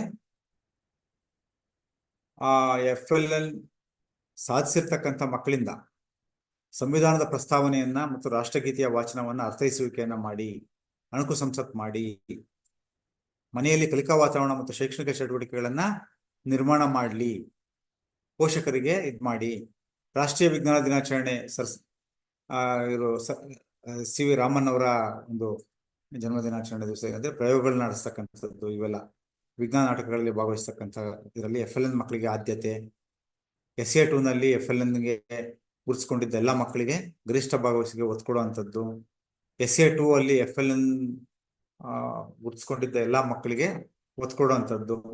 ನಾವು FLN ಮಕ್ಕಳು ಅಂತ ಅಂತೀವಿ, ನಾವು ಜಾಸ್ತಿ ಅನ್ಬಾರ್ದು. ನಮ್ಮನ್ನು ಸೇರ್ಕೊಂಡು, ಯಾಕಂದ್ರೆ ಅದು ಒಂದು ಬ್ರ್ಯಾಂಡ್ ಆಗ್ಬಿಡ್ತಾರೆ ಪಾಪ ಮಕ್ಕಳು. FLN ಮಕ್ಕಳು ಕರೀರೋ ಇಲ್ಲಿ ಅಂದ್ಬಿಡ್ತಾರೆ ಆ ಹುಡುಗರೆಲ್ಲ. ಸೊ ಅದೊಂದು ರೀತಿ ಬ್ರ್ಯಾಂಡಿಂಗ್ಗೆ ನಾವು ಅವಕಾಶ ಕೊಡಬಾರದು. ಸಮುದಾಯ ಶಾಲೆಯಲ್ಲೂ ಸಹ ಮಕ್ಕಳ ಕೃತಿ ಸಂಪುಟ, ಕಾರ್ಯತಂತ್ರಗಳು, ಕಾರ್ಯಕ್ರಮಗಳ ಪ್ರದರ್ಶನವನ್ನ ಮಾಡುವಂಥದ್ದು. FLN ಸಾಧನ ಪ್ರಯತ್ನಗಳ ಕುರಿತು ಪೋಷಕರಿಂದ ಅಭಿಪ್ರಾಯ ಮಂಡನೆಯನ್ನು ಮಾಡುವಂಥದ್ದು. ಈಗ ವರ್ಷ ಪೂರ್ತಿ ಕೆಲವನ್ನ ಕೊಡಲಾಗಿದೆ, ಇನ್ನೂ ಹೆಚ್ಚಿನದಾಗಿ ನಾವು ಸೇರಿಸ್ಕೋಬಹುದು. ನೆಕ್ಸ್ಟ್ ನೋಡಿ, ಈಗ ಕೊನೆ ಒಂದು ಹಂತಕ್ಕೆ ಬಂದ್ವಿ ನಾವು. ಇದನ್ನ ನಾನು ಒಂದನ್ನ ಮಾತ್ರ ಹೇಳ್ತೀನಿ, ಒಂದನ್ನ ಉಳಿದಿದ್ದನ್ನ ನಾನು ರನ್ ಥ್ರೂ ಮಾಡ್ತೀನಿ. ಹೋಗಿ ನೆಕ್ಸ್ಟ್ ಸ್ಲೈಡ್ ನೋಡಿ. ಇದು ಏನು ಅಂದ್ರೆ 17 ಕಲಿಕಾ ಫಲಗಳಿಗೆ ಮೊದಲನೇ ಒಂದು ಎಕ್ಸ್ಪ್ಲೇನ್ ಮಾಡ್ತೀನಿ ನಾನು. ಉಳಿದಿದ್ದೆಲ್ಲ ನಾವು ಸುಮ್ಮನೆ ಒಂದೊಂದು ನಿಮಿಷ ಬಿಡ್ತಾವ, ಒಂದು 5 ಸೆಕೆಂಡ್ ಬಿಡ್ತಾವ. ನಾನು ಇಲ್ಲಿ ಪ್ರತಿ 3 ಕಾಲಮ್ ಇದೆ. ಇಲ್ಲಿ ಮೊದಲನೇ ಕಾಲಮ್ ಅಲ್ಲಿ ಕಲಿಕಾ ಫಲ ಇದೆ. ಕಲಿಕಾ ಫಲ ಇಲ್ಲಿ ಬುನಾದಿ ಸಾಕ್ಷರತೆ ತಾವು ನೋಡ್ಬೋದು. ಪ್ರತಿದರ ಇಲ್ಲುವಂತ ಮಾಪನ ಮಾಡ್ಲಿಕ್ಕೆ ರೂಬ್ರಿಕ್ಸ್ ಅನ್ನ 4 ಕನಿಷ್ಠ ಇದ್ರೆ ಕನಿಷ್ಠ, ಪ್ರಾಥಮಿಕ, ಪ್ರಾವೀಣ್ಯತೆ, ಸುಧಾರಿತ, ಬಿಲೋ ಬೇಸಿಕ್ ಕನಿಷ್ಠ, ಬೇಸಿಕ್ ಪ್ರಾಥಮಿಕ, ಪ್ರೊಫಿಷಿಯಂಟ್ ಪ್ರಾವೀಣ್ಯತೆ, ಅಡ್ವಾನ್ಸ್ಡ್ ಸುಧಾರಿತ. FLN ಸಾಧನೆಯಾಗಿದೆ ಅಂದ್ರೆ ಸುಧಾರಿತ. ಎರಡನೇದು ಸ್ಟ್ರಾಟಜೀಸ್. ಈ ಕಲಿಕಾ ಫಲವನ್ನ ಸಾಧಿಸಲಿಕ್ಕೆ ಏನ್ ಕಾರ್ಯತಂತ್ರ ಬಳಸಬೇಕು. 3ನೇ ಕಾಲಮ್ ಅಲ್ಲಿ ಏನ್ ಸಂಪನ್ಮೂಲ ಬೇಕು, ಕೆಲವು ಮಾತ್ರ ಕೊಡಲಾಗಿದೆ, ಇನ್ನು ಸೇರಿಸ್ಕೋಬಹುದು ನೀವು. ಸ್ಟ್ರಾಟಜಿನೂ ಅಷ್ಟೇನೆ ಸೂಚ್ಯವಾಗಿ ಕೊಡಲಾಗಿದೆ, ನೀವು ಬೇರೆ ಬೇರೆ ಸ್ಟ್ರಾಟಜಿನೂ ಬಳಸ್ಕೋಬಹುದು. ಒಂದು ಉದಾಹರಣೆ ನೋಡಿ, ತರಗತಿಯಲ್ಲಿ ಲಭ್ಯವಿರುವ ಮುದ್ರಿತ ಪಠ್ಯಗಳ ಕುರಿತು ಸಂಭಾಷಣೆ ಮತ್ತು ಮಾತುಕತೆಯನ್ನ ನಡೆಸ್ತಾರೆ. ಇದು ಕಲಿಕಾ ಫಲ. ಇದಕ್ಕೆ ಕನಿಷ್ಠ ಅಂದ್ರೆ ಆ ಮಗುಗೆ ಮಾತಾಡ್ಬೇಕು ಅಂದ್ರೆ, ಮಾತುಕತೆ ಅಂದ್ರೆ ಸುಮ್ಮನೆ ಇರ್ತಾರೆ ಕೆಲವರಿಗೆ, ಎಷ್ಟೋ ಮಕ್ಕಳು. ಅಂದ್ರೆ ಬಿಲೋ ಬೇಸಿಕ್ ಅವರು. ಕಲಿಕಾ ಫಲ ಏನು, ಮುದ್ರಿತ ಪಠ್ಯ ಕುರಿತು ಸಂಭಾಷಣೆ, ಮಾತುಕತೆ ನಡೆಸಬೇಕು. ಒಂದು ಪ್ರಿಂಟೆಡ್ ಟೆಕ್ಸ್ಟ್ ಬುಕ್ ಇರ್ಬೋದು, ಪ್ರಿಂಟೆಡ್ ಟೆಕ್ಸ್ಟ್ ಬುಕ್ ಇರುತ್ತೆ, ಅದನ್ನ ಓದ್ಬೇಕು ಅಂತಲ್ಲ, ಅದ್ರ ಬಗ್ಗೆ ಅವನು ಮಾತುಕತೆ, ಸಂಭಾಷಣೆ ಮಾಡ್ಬೇಕು. ಈ ಚಿತ್ರ ನೋಡಿ ಹೇಳಪ್ಪ ಏನಾದ್ರು ಅಂದ್ರೆ ಅವ್ನು ಸುಮ್ಮನೆ ಇರ್ತಾನೆ ಹುಡುಗ, ಅದು ಬಿಲೋ ಬೇಸಿಕ್. ಎರಡನೇದು ಬೇಸಿಕ್ ಅಂದ್ರೆ ಸಂಭಾಷಣೆ, ಮಾತುಕತೆ ನಡೆಸುವಾಗ ತಡವರಿಸ್ತಾರೆ, ಹೂ ಅಂತಾನೆ ಮುಂದಕ್ಕೆ ಹೋಗಲ್ಲ ಆ ವಿದ್ಯಾರ್ಥಿ, ಅದು ಬಿಲೋ ಬೇಸಿಕ್. ಅದು ಪ್ರೊಫಿಷಿಯಂಟ್ ಅಂದ್ರೆ ಅವನು ಸಂಭಾಷಣೆ, ಮಾತುಕತೆ ನಡೆಸುವಾಗ ಸರಾಗವಾಗಿ ಮಾತಾಡ್ತಾನ, ಅವನು ಅಡೆತಡೆ ಇಲ್ಲ. ಈ ಚಿತ್ರ ಏನ್ ಹೇಳುತ್ತೆ, ಈ ಕತೆ ಏನ್ ಹೇಳುತ್ತೆ, ಓದ್ಬೇಕು ಅಂತಲ್ಲ, ಇದ್ರ ಬಗ್ಗೆ ಒಂದು ವಿಚಾರ ಚರ್ಚೆ ಮಾಡೋಂಥದ್ದು, ಮಾತಾಡೋಂಥದ್ದು. ಸುಧಾರಿತ ಅಡ್ವಾನ್ಸ್ಡ್ ಅಂದ್ರೆ ಏನು ಅಂದ್ರೆ ಆ ಕೊಟ್ಟಿರಂತಹ ಮುದ್ರಿತ ಪಟ್ಟಿಯೇ ಇರ್ಬೋದು ಅಥವಾ ಇನ್ಯಾವುದೇ ಇರ್ಬೋದು, ಇನ್ನು ಬೇರೆ ಕೊಟ್ಟರು ಸಹ ಅವನು ಸುಲಲಿತವಾಗಿ ಯಾವುದೇ ಸಂಭಾಷಣೆಯನ್ನು ಸುಲಲಿತವಾಗಿ ತೊಡಗ್ತಾರೆ. ಇದು ಅಡ್ವಾನ್ಸ್ಡ್.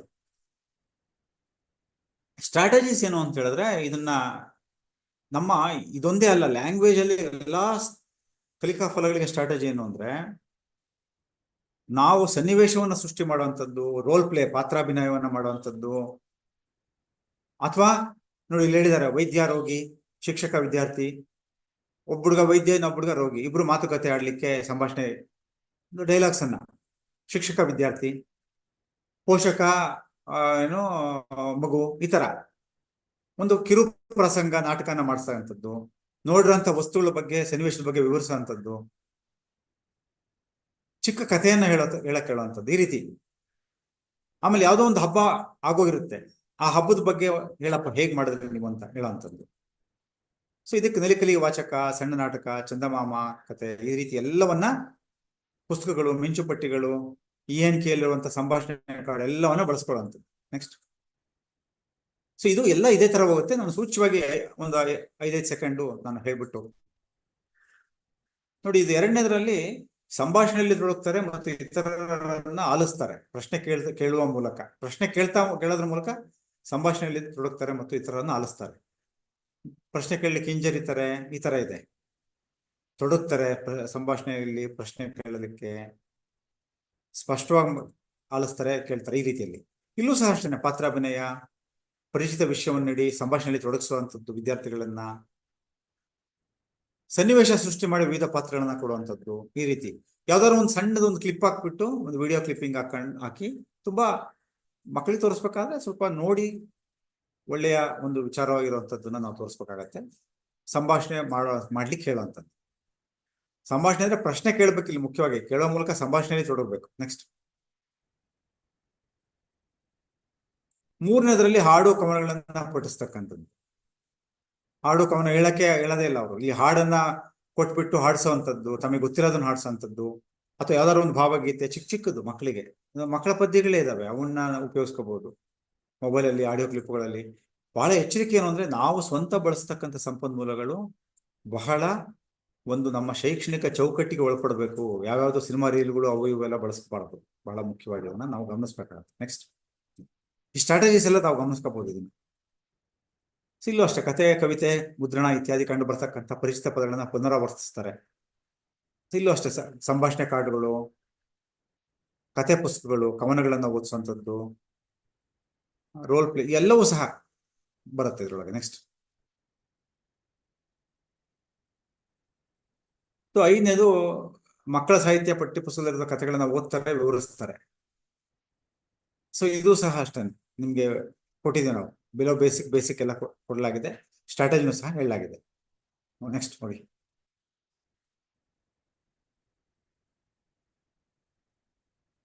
ಕೊಟ್ಟಿರುವ ಪದದ ಅಕ್ಷರಗಳಿಂದ ಅರ್ಥಗರ್ಭಿತ ಹೊಸ ಪದವನ್ನು ರಚಿಸ್ತಕ್ಕಂಥದ್ದು. ಇದನ್ನು ನಾವು ಸಾಕಷ್ಟು ಮಾಡಬಹುದು. ಏನಂದ್ರೆ ಅಕ್ಷರಗಳನ್ನ ಒಂದು ಚಿಕ್ಕದಾಗಿ ಕತ್ತರಿಸ್ಬಿಟ್ಟು ಮಕ್ಕಳಿಗೆ ಅಲ್ಲಿ ಹಾಕಿ ಅವ್ರಿಗೇನೆ ನೀವು ತಗೊಂಡು ಇದನ್ನ ಮಾಡಪ್ಪ ಅಂತ ಹೇಳ್ಬಹುದು. ಅಥವಾ ಒಂದು ವರ್ಲ್ಡ್ ಬಿಲ್ಡಿಂಗ್ ಸ್ಪರ್ಧೆ ಮಾಡ್ಬೋದು, ಅಂತ್ಯಾಕ್ಷರ ಮಾಡ್ಬೋದು, ಅಕ್ಷರಗುಚ್ಛ ನೀಡಿ ಪದಗಳನ್ನ ರಚನೆ ಮಾಡುವಂಥದ್ದು, ಈ ರೀತಿ ಬಹಳಷ್ಟು ಚಟುವಟಿಕೆಗಳನ್ನ ಮಾಡ್ಲಿಕ್ಕೆ ಅವಕಾಶ ಇದೆ. ಅಕ್ಷರಗುಚ್ಛ ನೀಡಿ ಪದಗಳನ್ನ ರಚಿಸ್ಲಿಕ್ಕೆ ಹೇಳುವಂಥದ್ದು, ಈಗ ನಾನು ಹೇಳಿದೆ. ನಲಿಕಾಲಿ ಕಾರ್ಡ್ಗಳನ್ನ ಕೊಟ್ಟು ಮಾಡಿಸುವಂಥದ್ದು. ನೆಕ್ಸ್ಟ್. ಸೊ ಇಲ್ಲಿ ಇದು ಅಷ್ಟೇನೆ, ವಯೋಮಾನಕ್ಕೆ ಸೂಕ್ತವಾದ 6ರಿಂದ 8 ವಾಕ್ಯಗಳ ಸರಳ ಪದಗಳೊಂದಿಗೆ ಪರಿಚಿತವಲ್ಲದ ಪಠ್ಯವನ್ನು ಗ್ರಹಿಸಿ ಸ್ಪಷ್ಟತೆ ಮತ್ತು ನಿರರ್ಥಕ್ಕೆ ಓದುವಂಥದ್ದು. ಇದು ರೀಡಿಂಗ್. ಇದು ಸ್ವರಭಾರ ಏರಿಳಿತದೊಂದಿಗೆ ಓದುವ ಅಭ್ಯಾಸ ಮಾಡಿಸೋದು. ಮತ್ತೆ ಆಡಿಯೋನು ಉಪಯೋಗಿಸ್ಕೋಬಹುದು, ಮೊಬೈಲ್ನ ಉಪಯೋಗಿಸ್ಕೋಬಹುದು. ಟೀಚರ್ ಅವರ ವಿದ್ಯಾರ್ಥಿ ಓದಿದ್ದನ್ನ ರೆಕಾರ್ಡ್ ಮಾಡಿಸಿ ಅದನ್ನ ಕೇಳಿಸೋದು, ನೋಡಪ್ಪ ನೀನು ಯಾವ ರೀತಿ ಓದಿ, ಎಷ್ಟು ಸರಿ ನಿಮ್ಗೆ ಗೊತ್ತಾಗಲ್ಲ ನಾವು ಹೇಗೆ ಓದ್ತಾ ಇದ್ದೀವಿ ಅಂತ. ಮಕ್ಕಳಿಗೆ ಸಹ ಅದ್ರ ಹೇಳಿಸಿ, ನೋಡು ಇನ್ನೊಬ್ಬಂದನ್ನ ಹೋಲಿಕೆ ಮಾಡೋದು, ಚೆನ್ನಾಗಿ ಓದುವಂಥದ್ದು. ಆ ರೀತಿಯಲ್ಲಿ ಬೇರೆ ಬೇರೆ ಸ್ಟ್ರಾಟಜಿನ ಬಳಸ್ಕೋಬಹುದು. ನೆಕ್ಸ್ಟ್. ಸಣ್ಣ ಸರಳ ವಾಕ್ಯಗಳನ್ನ ರಚಿಸ್ತಕ್ಕಂಥದ್ದು, ಅವರ ತಿಳುವಳಿಕೆ ಮತ್ತು ಭಾವಗಳನ್ನ ಮಾಡ್ಲಿಕ್ಕೆ. ಇಲ್ಲೂ ಅಷ್ಟೇ ಸನ್ನಿವೇಶಗಳನ್ನ ಸೃಷ್ಟಿ ಮಾಡುವಂಥದ್ದು. ಭಾಷೆಯಲ್ಲಿ ಸನ್ನಿವೇಶಗಳನ್ನ ಸೃಷ್ಟಿ ಮಾಡೋದೇ ಬಹಳ ಮುಖ್ಯವಾಗಿರುವಂಥದ್ದು. ವಾಕ್ಯ ಪೂರ್ಣಗೊಳಿಸುವ ಆಟ, ಅಲ್ಲಿ ಪದ ಪೂರ್ಣಗೊಳಿಸುವ ಆಟ, ಇಲ್ಲಿ ವಾಕ್ಯ ಪೂರ್ಣಗೊಳಿಸುವ ಆಟ. ಚಿತ್ರ ಸನ್ನಿವೇಶವನ್ನ ಕೊಟ್ಟು ಅದ್ರ ಬಗ್ಗೆ ಅಭಿಪ್ರಾಯವನ್ನ ಬರೆಯಕ್ಕೆ ಹೇಳೋದು, ಈ ರೀತಿ. ಅಥವಾ ನಿಮ್ಮ ಮನೆಯಲ್ಲಿ ಒಂದಾದ ಘಟನೆ ಬಗ್ಗೆ ಹೇಳುವಂತ ಹೇಳೋದು, ಈ ರೀತಿ. ನೆಕ್ಸ್ಟ್. ಇದು ಅಷ್ಟೇ, ಇದು ಲ್ಯಾಂಗ್ವೇಜ್ ಅಲ್ಲಿ ಹೈಯೆಸ್ಟ್ ಕಾಂಪಿಟೆನ್ಸಿ. ಸ್ಪಷ್ಟ ಬರವಣಿಗೆಯೊಂದಿಗೆ 4 ರಿಂದ 5 ಸಣ್ಣ ವಾಕ್ಯಗಳನ್ನ ಬರೀತಕ್ಕಂಥದ್ದು, ವಾಯ್ಸ್ಲೇಟ್ ಬಳಸ್ತಕ್ಕಂಥದ್ದು ಇರ್ಬೋದು, ಅನುಭವದ ಮಾತುಗಳನ್ನ ವಾಕ್ಯ ರೂಪದಲ್ಲಿ ಬರೆಯಕ್ಕೆ ಹೇಳೋದು, ಓದಿರೋ ಕಥೆ ಬರೆಯಕ್ಕೆ ಹೇಳೋದು, ಈ ತರ. ಇದಕ್ಕೆ ಏನೇನು ಬೆಂಬಲ ಹೇಳಿದಾರೆ ನೋಡ್ರಿ ಅಗತ್ಯ. ವಾಲ್ಸ್ಲೇಟ್, ಬ್ಲಾಕ್ ಬೋರ್ಡ್, ಕಾಪಿ ರೈಟಿಂಗ್, ಗ್ರಂಥಾಲಯ, ಸಣ್ಣ ಕಥೆ ಪುಸ್ತಕ, ಶಬ್ದ ಭಂಡಾರ, ಆಡಿಯೋ ಫೈಲ್ಸ್, ಶಿಕ್ಷಕರದು ಆಡಿಯೋ ಕಥೆಗಳು, ಇವೆಲ್ಲ. ನೆಕ್ಸ್ಟ್. ಸೊ ಇದು ಸಂಖ್ಯಾ ಜ್ಞಾನಕ್ಕೆ. ವಸ್ತುಗಳನ್ನ ಎಣಿಸೋದು, 99 ಸಂಖ್ಯಾರ್ಥವನ್ನು ಅಭಿವ್ಯಕ್ತಿಸರು ಹೇಳುವರು. ಇದಕ್ಕೆ ನೋಡಿ, ಲ್ಯಾಂಗ್ವೇಜ್ಗೆ ಪಾತ್ರಾಭಿನಯ, ಸನ್ನಿವೇಶದ ಸೃಷ್ಟಿ, ಇವೆಲ್ಲ, ಮಿಂಚುಪಟ್ಟಿ, ಇವೆಲ್ಲ ಬರ್ತವೆ. ಗಣಿತದಲ್ಲಿ ಬರುವಂತದ್ದು ಇವೆಲ್ಲ ಸಾಮಗ್ರಿಗಳು, ಹುಣಸೆ ಬೀಜ, ಗೋಲಿ, ಮಣಿಸರ, ನಾಣ್ಯ, ಗಣಿತದಲ್ಲಿ ಬೇರೆ ಬೇರೆ ಆಕೃತಿಗಳು, ಇವೆಲ್ಲವುಗಳನ್ನ ಬಳಸಿ ಮಾಡುವಂಥದ್ದು. ಇಲ್ಲೂ ಸಹ ಅಷ್ಟೇನೆ ನೋಡಿ, ಇಲ್ಲಿ ಹೇಳಿದಾರೆ ಕೊನೆಗೆ, ಗಣಿತ ಕಿಟ್, ಕಡ್ಡಿ, ಮಿಂಚುಪಟ್ಟಿ, ಗಣಿತಮಾಲ, ಗೋಲಿಗಳು, ಇವೆಲ್ಲ. ಬಟ್ ಇವೆಲ್ಲ ಬಳಸ್ಬೇಕಾದ್ರೆ ಎಚ್ಚರಿಕೆ ಏನಂದ್ರೆ, ಮಕ್ಕಳು ಆ ಗೋಲಿ ನುಂಗ್ಬಿಟ್ರೆ ಅಥವಾ ಇನ್ನೇನೋ ಮಾಡ್ಕೊಂಡ್ಬಿಟ್ರೆ ಇವೆಲ್ಲ ಸ್ವಲ್ಪ ಹುಷಾರಾಗಿರ್ಬೇಕು, ಗಮನ ಇರ್ಬೇಕು. ನೆಕ್ಸ್ಟ್. ಇದು ಅಷ್ಟೇನೆ, ಹಾಗೆ ನೋಡಿ. ನಾನು ಇದು ಸಮಯ ನಾನು ಇದು ಮಾಡಲ್ಲ, ಒಂದು 5 ಸೆಕೆಂಡ್ ಹಾಗೆ ನೋಡಿ. ನಿಮ್ಗೆ ಇದರಲ್ಲೂ ಇದೆ, ಸರ್ಕ್ಯುಲರ್ ಅಲ್ಲೂ ಇದೆ. ನೆಕ್ಸ್ಟ್. ಇದು ಇದು ವ್ಯವಕಲನ ಸಂಕಲನದ್ದು ಇದು.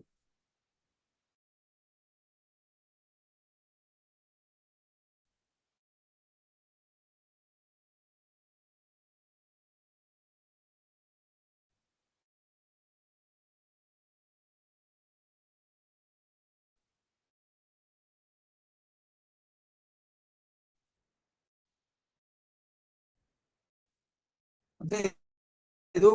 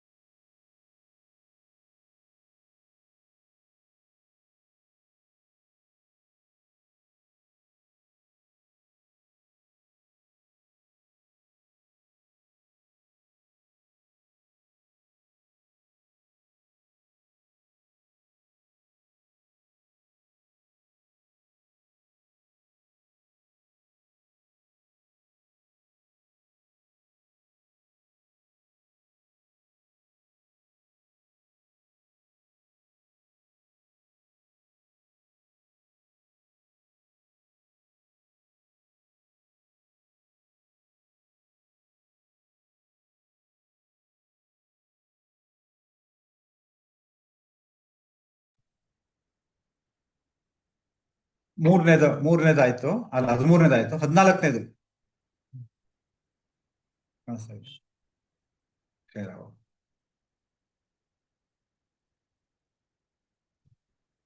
ಸ್ವಲ್ಪ ತಾಂತ್ರಿಕವಾಗಿ ಇದಾಯ್ತು, ಬರ್ತಾ ಇದೆ ಒಂದು ನಿಮಿಷ. ಆಯ್ತಾ? ಹಾ, ಈಗ 14ನೇ ಒಂದು ಎಲ್ಬವನ್ನ ತಾವು ಗಮನಿಸಬಹುದು, ಆಕೃತಿಗಳು ಇವೆಲ್ಲ. ಸೊ ಇಲ್ಲೂ ಸಹ ಅಷ್ಟೇ, ಮಕ್ಕಳ ಕಣ್ಣಿಗೆ ಬಟ್ಟೆ ಕಟ್ಟಿ ವಿವಿಧ ಆಕಾರಗಳ ವಸ್ತುಗಳನ್ನು ನೀಡಿ ಆಯತ, ಭುಜ, ವೃತ್ತ ವಸ್ತುಗಳನ್ನು ವಿಂಗಡಿಸಿ ಹೇಳ್ತಕ್ಕಂಥದ್ದು ಇವೆಲ್ಲ. ಆಮೇಲೆ ಬೆನ್ನ ಹಿಂದೆ ಬರೆದು ಊಹಿಸಕ್ಕೆ ಹೇಳೋಂಥದ್ದು, ಅವೆಲ್ಲ ಚೆನ್ನಾಗಿರುತ್ತೆ ಆಟ. ಗಡಿಯಾರ, ಕೋನ ಮಾಪುಗಳನ್ನ ಬಳಸ್ತಕ್ಕಂಥದ್ದು, ಕಾಗದ, ಓರೆಗಾಮನ ಬಳಸ್ಬೋದು ಈ ತರ. ಮತ್ತೆ ಇದು ಸಹ ಅಷ್ಟೇ, ಇದನ್ನ ಈ ಒಂದು 15 ಹಾಗೆ ನೋಡಿ ನೀವು, ನಾನು ಹೆಚ್ಚಿಗೆ ವಿವರಿಸಕ್ ಹೋಗಲ್ಲ. 16ನೇದು ಇದು ವಿಶೇಷ ಶಬ್ದಗಳು.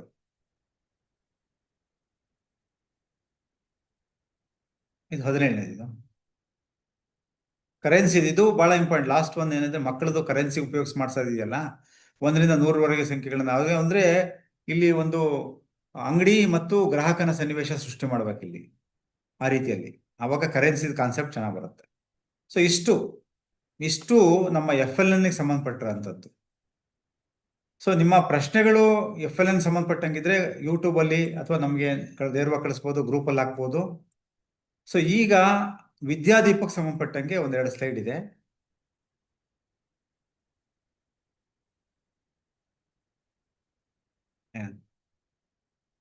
ಕಿರಿಯ ಮತ್ತು ಹಿರಿಯ ಪ್ರಾಥಮಿಕ ಶಾಲೆಗಳಿಗೆ ಪ್ರತ್ಯೇಕ ಕ್ಯಾಲೆಂಡರ್ ಮತ್ತು ಕೈಪಿಡಿ QR ಕೋಡ್ನ ಕೊಡ್ಲಾಗತ್ತೆ. ಈ ಬೆಳಗಿನ ಪ್ರಾರ್ಥನಾ ಅವಧಿಗೆ ಈಗ ನಿಮಗೆ ವಿದ್ಯಾದೀಪದಲ್ಲಿ ನಿಮಗೆ ಗೊತ್ತಿದೆ, ಬಹಳ ಮುಖ್ಯವಾಗಿ ಪ್ರಾರ್ಥನಾ ಅವಧಿ ಚಟುವಟಿಕೆಗಳು ಕಳೆದ ವರ್ಷ ತುಂಬಾ ಚೆನ್ನಾಗಿ ತಾವೆಲ್ಲರೂ ಮಾಡಿದ್ರಿ. FLN ಬಗ್ಗೆನೂ ಸಹ ನಾನು ಕಂಗ್ರಾಚುಲೇಟ್ ಮಾಡಕ್ ಮರ್ತೆ ನಾನು. ತುಂಬಾ ಒಳ್ಳೆಯ ಕೆಲಸ ನಮ್ಮ ಜಿಲ್ಲೆಯಿಂದ ತಾವೆಲ್ಲರೂ ಸೇರಿ, ನಮ್ಮೆಲ್ಲ ಅಧಿಕಾರಿಗಳು, ನಮ್ಮ BRP, CRP, BRC, ಪ್ರತಿಯೊಬ್ಬರು ಶಿಕ್ಷಕರು ಎಲ್ಲರೂ ಸಹ ತುಂಬಾ ಚೆನ್ನಾಗಿ ಇನ್ವಾಲ್ವ್ ಆಗಿದ್ರಿ. ನಮ್ಮ ಮಂತ್ರ ಸಂಸ್ಥೆಯ ಸಹಯೋಗದೊಂದಿಗೆ ನಮ್ಮ ಎಲ್ಲ ಆಫೀಸರ್ಸು, DDP ಆಫೀಸು ಮತ್ತು ನಮ್ಮ ಡೈರೆಕ್ಟರ್ ಎಲ್ಲರೂ ಸೇರಿ ತುಂಬಾ ಚೆನ್ನಾಗಿ ಮಾಡಿದ್ವಿ. ಬೆಳಗಿನ ಪ್ರಾರ್ಥನಾ ಅವಧಿನೂ ಸಹ ಅಷ್ಟೇ ವಿದ್ಯಾದೀಪದಲ್ಲಿ ತುಂಬಾ ಚೆನ್ನಾಗಿತ್ತು. ಈ ವರ್ಷದಲ್ಲಿ ಏನು ಅಂತ ಹೇಳಿದ್ರೆ, ಕಿರಿಯ ಮತ್ತು ಹಿರಿಯ ಪ್ರಾಥಮಿಕ ಶಾಲೆಗಳಲ್ಲಿ ಪ್ರತ್ಯೇಕ ಕ್ಯಾಲೆಂಡರ್, ಕೈಪಿಡಿ ಮತ್ತು QR ಕೋಡ್ ಕೊಡ್ತಾರೆ. ಜೂನ್ ಮತ್ತು ಜುಲೈ ತಿಂಗಳ ಚಟುವಟಿಕೆಗಳು FLN ಕಲಿಕಾ ಫಲಗಳನ್ನು ಆಧಾರಿತವಾಗಿದ್ದಾವೆ. ಬೆಳಗಿನ ಪ್ರಾರ್ಥನಾ ಅವಧಿಯ ಕ್ಯಾಲೆಂಡರ್ನ ಚಟುವಟಿಕೆಗಳು FLN LOS ಮತ್ತು ಪಠ್ಯಕ್ರಮದ ಕಲಿಕಾ ಫಲಗಳಿಗೆ ಆಧಾರಿತವಾಗಿದ್ದಾವೆ. ಸೊ ಬೆಳಗಿನ ಪ್ರಾರ್ಥನಾ ಅವಧಿಯ ಕ್ಯಾಲೆಂಡರ್ ಮತ್ತು ಚಟುವಟಿಕೆಗಳು ಸ್ವಲ್ಪ ಇದು ಕಟ್ಟಾಗ್ಬಿಟ್ಟಿದೆ, ಸಿಗ್ತಾ ಇದೆಯಾ ಚೂರು? ನೀವು ಕಳಿಸಿದ್ರಲ್ಲ, ಅಲ್ಲಲ್ಲ ಇಲ್ಲಿ ನಾನು ಓರಲ್ಲ ಓದಲಿಕ್ಕೆ ನೀವು ಕಳಿಸಿರೋದು. ಒಂದು ನಿಮಿಷ.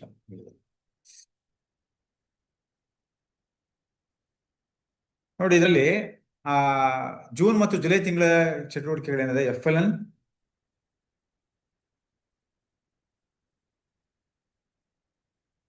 FLN ಕಲಿಕಾ ಫಲಗಳನ್ನು ಆಧರಿಸಿ ಇರುವಂತದ್ದು ಹಾಗೂ ಪಠ್ಯದ ಕಲಿಕಾ ಫಲಗಳಿಗೆ ಸಂಬಂಧಪಟ್ಟಿದ್ದಾವೆ. ಮೊದಲು ಜೂನ್ ಜುಲೈ ಮಾತ್ರ FLN LOಗಳು, ನಂತರ FLN ಇರುತ್ತೆ ಮತ್ತು ಪಠ್ಯದ ಕಲಿಕಾ ಫಲಗಳು ಇರುತ್ತೆ. ಜೂನ್ 4ನೇ ತಾರೀಕಿನಿಂದ ಶಾಲೆಗಳಲ್ಲಿ ಅನುಷ್ಠಾನವನ್ನ ಮಾಡುವಂಥದ್ದು, ಜೂನ್ 4 ಇಂದ. ಈ ಸಭೆ ನಂತರ ಸಾಫ್ಟ್ ಕಾಪಿನ ವಿದ್ಯಾದೀಪ ವಾಟ್ಸಪ್ನಲ್ಲಿ ಕಳಿಸ್ತಾರೆ ಅಲ್ವಾ, ಹಾಕ್ತಾರೆ. ವಾರದ ಕೊನೆಯ ದಿನ ಬೆಳಗಿನ ಪ್ರಾರ್ಥನಾ ಅವಧಿಯ ದತ್ತಾಂಶವನ್ನ ತುಂಬುವಂಥದ್ದು. ಈ ಸರಿ ಸ್ವಲ್ಪ ಸಿಂಪ್ಲಿಫೈ ಮಾಡಿದ್ದಾರೆ ಅನ್ಕೊಂತೀನಿ ನಾನು. ದತ್ತಾಂಶವನ್ನ ವಾರದ ಶನಿವಾರ ವಾರಕ್ಕೊಂದು ದಿವಸ ಆ ವಾರದ್ದನ್ನ ಅವರು ತುಂಬಬೇಕಲ್ವಾ. ಸೊ ಪೋಷಕರ ಸಬಲೀಕರಣದ್ದು ಸಹ ಅಷ್ಟೇ ತುಂಬಾ ಒಳ್ಳೆಯ ಕಾರ್ಯಕ್ರಮ. ಅಂದ್ರೆ ನನಗೆ ತುಂಬಾ ಇಷ್ಟವಾಗಿರುವಂಥದ್ದು ಪೋಷಕರ ಸಬಲೀಕರಣ. ಯಾಕಂದ್ರೆ ಪೋಷಕರು, ವಿದ್ಯಾರ್ಥಿಗಳು ಸಬಲೀಕರಣ ಆದ್ರೆ ಶಿಕ್ಷಕರ ಸಬಲೀಕರಣಕ್ಕೆ ಬಹಳ ಅನುಕೂಲ ಆಗತ್ತೆ. ಸೊ ಅದಕ್ಕೆ ಕ್ಯಾಲೆಂಡರ್ ಮತ್ತು ಕೈಪಿಡಿಯನ್ನು ನೀಡ್ತಾರೆ. ಶೈಕ್ಷಣಿಕ ಮಾರ್ಗದರ್ಶಿಯಲ್ಲಿ ಸೂಚಿಸುವಂತೆ ಒಟ್ಟು 2 ಸಮುದಾಯದ ಶಾಲೆ ಮತ್ತು 2 ಪೋಷಕರ ಸಭೆಗಳನ್ನು ನಡೆಸಲಾಗುತ್ತೆ. ಇನ್ನೂ ನಮಗೆ ಕೈಪಿಡಿ ಮಾರ್ಗದರ್ಶಿನೂ ಸಿಕ್ಕಿಲ್ಲ, ಅದು ಬಂದ್ಮೇಲೆ ಕ್ಲಾರಿಟಿ ಸಿಕ್ಕುತ್ತೆ. ಪೋಷಕರು ತಮ್ಮ ಮನೆಗಳಲ್ಲಿ ಕಲಿಕಾ ಪರಿಸರ ನಿರ್ಮಾಣ ಮಾಡೋದು ಮತ್ತು ಕಲಿಕಾ ಚಟುವಟಿಕೆಗಳಲ್ಲಿ ಸಕ್ರಿಯವಾಗಿ ಭಾಗಿಯಾಗುವಂತೆ ಪ್ರೇರೇಪಿಸ್ತಕ್ಕಂಥದ್ದು. ಇದು ಬಹಳ ಕಲಿಕಾ ಪರಿಸರ ನಿರ್ಮಾಣ ಮಾಡಲಿಕ್ಕೆ ಸಹಕರಿಸ್ಬೇಕು ನಾವು ಮಕ್ಕಳಿಗೆ. ಯಾರು? ಪೇರೆಂಟ್ಸ್. ಅದಕ್ಕೋಸ್ಕರ ನಾವು ಪೇರೆಂಟ್ಸ್ ಅನ್ನ ಸಜ್ಜು ಮಾಡ್ಬೇಕಾಗತ್ತೆ.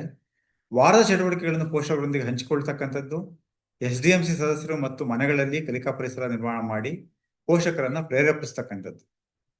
ವಾರದ ಕೊನೆಯ ದಿನ ಪೋಷಕರ ಸಬಲೀಕರಣ ಉಪಕ್ರಮದ ದತ್ತಾಂಶವನ್ನ ತುಂಬತಕ್ಕಂಥದ್ದು. ಎರಡೂ ಸಹ ಪೋಷಕರದ್ದು ಅಷ್ಟೇನೆ, ಇದು ಅಷ್ಟೇನೆ. ಬೆಳಗಿನ ಪ್ರಾರ್ಥನಾ ವಾರಕ್ಕೊಂದು ದಿವಸ ಶನಿವಾರ ತುಂಬತಕ್ಕಂಥದ್ದು. ಈ 2 ಅದ್ಭುತ ಕಾರ್ಯಕ್ರಮಗಳು ತಮ್ಮೆಲ್ಲರ ಒಂದು ಇದರಲ್ಲಿ ಆಗುವಂಥದ್ದು. ಸೊ ಇಲ್ಲಿಗೆ ನಮ್ಮ ಪ್ರೆಸೆಂಟೇಶನ್ ಸ್ವಲ್ಪ ಮುಕ್ತಾಯ ಆಯಿತು. ಸ್ವಲ್ಪ ನಮಗೆ ತಾಂತ್ರಿಕವಾಗಿ ನಮ್ಮ ಸ್ಲೈಡ್ಸ್ ಸ್ವಲ್ಪ ಕಟ್ಟಾಯಿತು. ಅದು ನಾನು PPT ಎಕ್ಸೆಲ್ ಮಾಡಿದ್ದೆ, ಅದು ಸ್ವಲ್ಪ ಯಾಕೆ ಓಪನ್ ಆಗಲಿಲ್ಲ. ಆಮೇಲೆ PDF ಸ್ವಲ್ಪ ಎಲ್ಲ ಕಟ್ಟಾಗಿತ್ತು. ನಿಮಗೆ ಅದನ್ನ ಸರಿಯಾಗಿ ಇರೋಂಥದ್ದನ್ನು ನಾವು ಕಳಿಸ್ತೇವೆ. ಈಗ ಶೇರನ್ನ ಸ್ಟಾಪ್ ಮಾಡಿ. ಈಗ ತಾವುಗಳು ಸ್ಟಾಪ್ ಶೇರಿಂಗ್. ಈಗ ಏನಾದರೂ ಪ್ರಶ್ನೆ ಇದ್ರೆ ಸೂಚ್ಯವಾಗಿ ತಾವುಗಳು ಕೇಳಬಹುದು ಮತ್ತು ಒಂದು 5 ನಿಮಿಷದಲ್ಲಿ ಪ್ರಶ್ನೆಗಳಿಗೆ ಉತ್ತರವನ್ನ ಕೇಳಬಹುದು.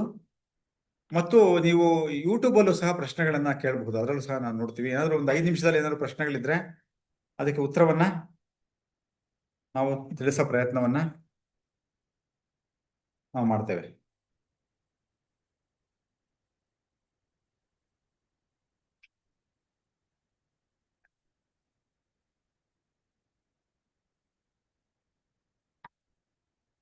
ಪ್ರಶ್ನೆಗಳನ್ನ ಕೇಳ್ತೀರಾ ಯಾರಾದರೂ? ಈ ಪ್ರಶ್ನೆಗಳು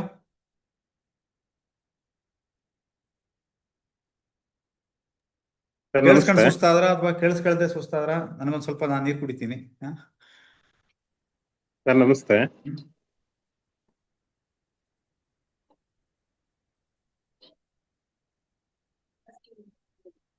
ನಾಲ್ಕು ಡೈರೆಕ್ಟ್ ಪ್ರಿನ್ಸಿಪಲ್ ಇದಾರೆ. ನಾಲ್ಕು ಡೈರೆಕ್ಟ್ ಪ್ರಿನ್ಸಿಪಲ್ ಜಾಯ್ನ್ ಆಗಿದಾರ. ರವಿ, ಓಕೆ. ಪ್ರಶ್ನೆ ಏನಾದ್ರು ಇದೆಯಾ? ಕೇಳಿಸ್ತಾ ಇದೆಯಾ? ಹಾ, ಹೇಳಿ ಸರ್, ಹೇಳಿ. ಮಾತನಾಡಿ.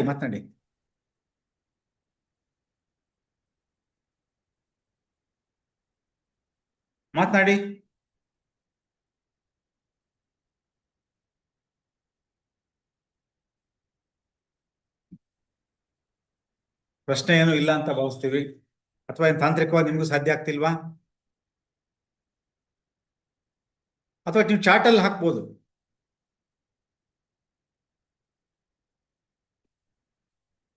ಚಾಟ್ ಅಲ್ಲಿ ಹಾಕ್ಬೋದು.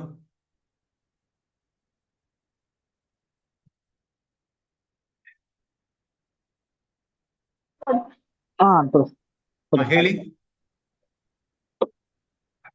ತಿಂದ ತಿಂದ ಅಂದೆ ನಾನ್ ಗ್ಯಾರಂಟಿ 100% 200% ತಿಂದನಮ್ಮ ತಿಂದನಮ್ಮ ಟೇಸ್ಟ್ ತಿಂದೆ ಒಂದ್ 4 ತಿನ್ನಮ್ಮ ಡೈಲಿ ತಿಂದು ಸ್ವಲ್ಪ ದಪ್ಪ ಆಗು. ಅವ್ರೇನೋ ಮಾತಾಡ್ತಾ ಇದಾರೆ. ಈಗ ನಾವು ಮೋಸ್ಟ್ಲಿ ಯಾರ್ದು ಪ್ರಶ್ನೆ ಇಲ್ಲ ಅಂತ ಭಾವಿಸ್ತೀನಿ, ಯಾಕಂದ್ರೆ ತಾವು ಕಾರ್ಯಕ್ರಮವನ್ನ ನಾವು ಮುಕ್ತಾಯ ಮಾಡ್ತಾ ಇದ್ದೇವೆ. ಈ ಒಂದು ಆನ್ಲೈನ್ ಮೂಲಕ, ಆನ್ಲೈನ್ ನಲ್ಲಿ ಸ್ವಲ್ಪ ಇತಿಮಿತಿಗಳು ಇರ್ತದೆ. ಈ ಇತಿಮಿತಿಗಳ ನಡುವೆ ಈ ಒಂದು ಆನ್ಲೈನ್ ಕಾರ್ಯಾಗಾರವನ್ನ ನಾವು ಒಂದು ಪ್ರಶ್ನೆಯನ್ನ ಕೇಳ್ತಾ ಇದ್ದಾರೆ ರವೀಂದ್ರ ಹೆಚ್. ಮೇಡಮ್, ಸಮುದಾಯದತ್ತ ಶಾಲೆ shall we do both test FLN and Setu ಬಂಧ ಸಾರ್? ಇಲ್ಲ, ಈಗ ಸೇತು ಬಂಧಕ್ಕೆ ಏನ್ ಕೇಳಿದ್ದಾರೆ, ಸೇತು ಬಂಧದಲ್ಲಿ 2 ಸೇರಿಸ್ಕೊಳ್ಳಿ ಅಂತ ಹೇಳಿದ್ದಾರೆ. ಸೇತು ಬಂಧದಲ್ಲಿ ಕಲಿಕಾ ಫಲಗಳೇನಿದೆಯಲ್ಲ, ನೀವು ಇದನ್ನ ಸೇರಿಸ್ಕೊಳ್ಳಿ ಅಂತ ನಮ್ಮ ಸೇತು ಬಂಧದ ಒಂದು ಮಾರ್ಗಸೂಚಿಯಲ್ಲಿ ಹೇಳಿದ್ದಾರೆ. ಸೊ ಅದನ್ನ ನಾವು ಮಾಡ್ಕೋಬೇಕು. ಬಟ್ ನಾವು FLNಗೆ ಒಂದು ಸಪರೇಟ್ ಆದ ಒಂದು ಬೇಸ್ ಲೈನ್ ಅನ್ನ ನೀವು ಮಾಡ್ಕೊಳ್ಳೋದ್ರಲ್ಲಿ ಏನು ತಪ್ಪಿಲ್ಲ. ಯಾಕಂದ್ರೆ ನಾವು FLN ಅನ್ನ ನಾವು ಬಹಳ ಆದ್ಯತೆಯನ್ನು ಮಾಡೋದ್ರಿಂದ ಅದನ್ನ ನಾವು ಮಾಡ್ಲಿಕ್ಕೆ ತಪ್ಪಿಲ್ಲ. ಸೇತು ಬಂಧದ ಉದ್ದೇಶ ಏನು ಅಂತ ಹೇಳಿದ್ರೆ, ಬಹಳ ಹಿಂದಿನ ವರ್ಷದ ತರಗತಿಗಳಲ್ಲಿ ಕಲಿತಂತಹ ವಿಷಯಗಳಲ್ಲಿ ಎಷ್ಟು ಮಕ್ಕಳು, ಎಷ್ಟು ವಿದ್ಯಾರ್ಥಿಗಳು ಎಷ್ಟು ಕಲಿಕಾ ಫಲಗಳನ್ನ ಗಳಿಸಿದ್ದಾರೆ ಅಥವಾ ಎಷ್ಟು ಹಿಂದುಳಿದಿದ್ದಾರೆ ಅನ್ನುವಂಥದ್ದು ನಮ್ಮ ಒಂದು ಉದ್ದೇಶ. ಅವುಗಳಲ್ಲಿ FLN ಕಲಿಕಾ ಫಲಗಳನ್ನು ಸಹ ನಾವು ಸೇರಿಸ್ಕೊಳ್ಳಿಕ್ಕೆ ಸಾಧ್ಯತೆ ಇದೆ. ಸಪರೇಟ್ ಆಗೋ ನಾವು ಮಾಡ್ಕೋಬಹುದು.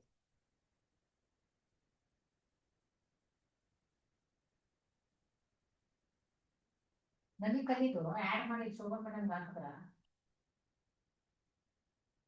ಓಕೆ, ಏನೋ ನಿಮ್ಗೆ ಪ್ರಶ್ನೆ ಇಲ್ಲ ಅಂತ ನಾನು ಭಾವಿಸ್ತೀನಿ. ಏನಾದ್ರು ಪ್ರಶ್ನೆ ಇದ್ರೆ ಇನ್ನೊಂದು ನಿಮಿಷದಲ್ಲಿ ಕೇಳ್ಬೋದು. ಇನ್ನೊಂದು ನಿಮಿಷ ಅವಕಾಶ ಕೊಡ್ತೀನಿ ನಾನು. ಏನಾದ್ರು ಪ್ರಶ್ನೆ ಇದ್ರೆ ದಯಮಾಡಿ ಕೇಳಿ.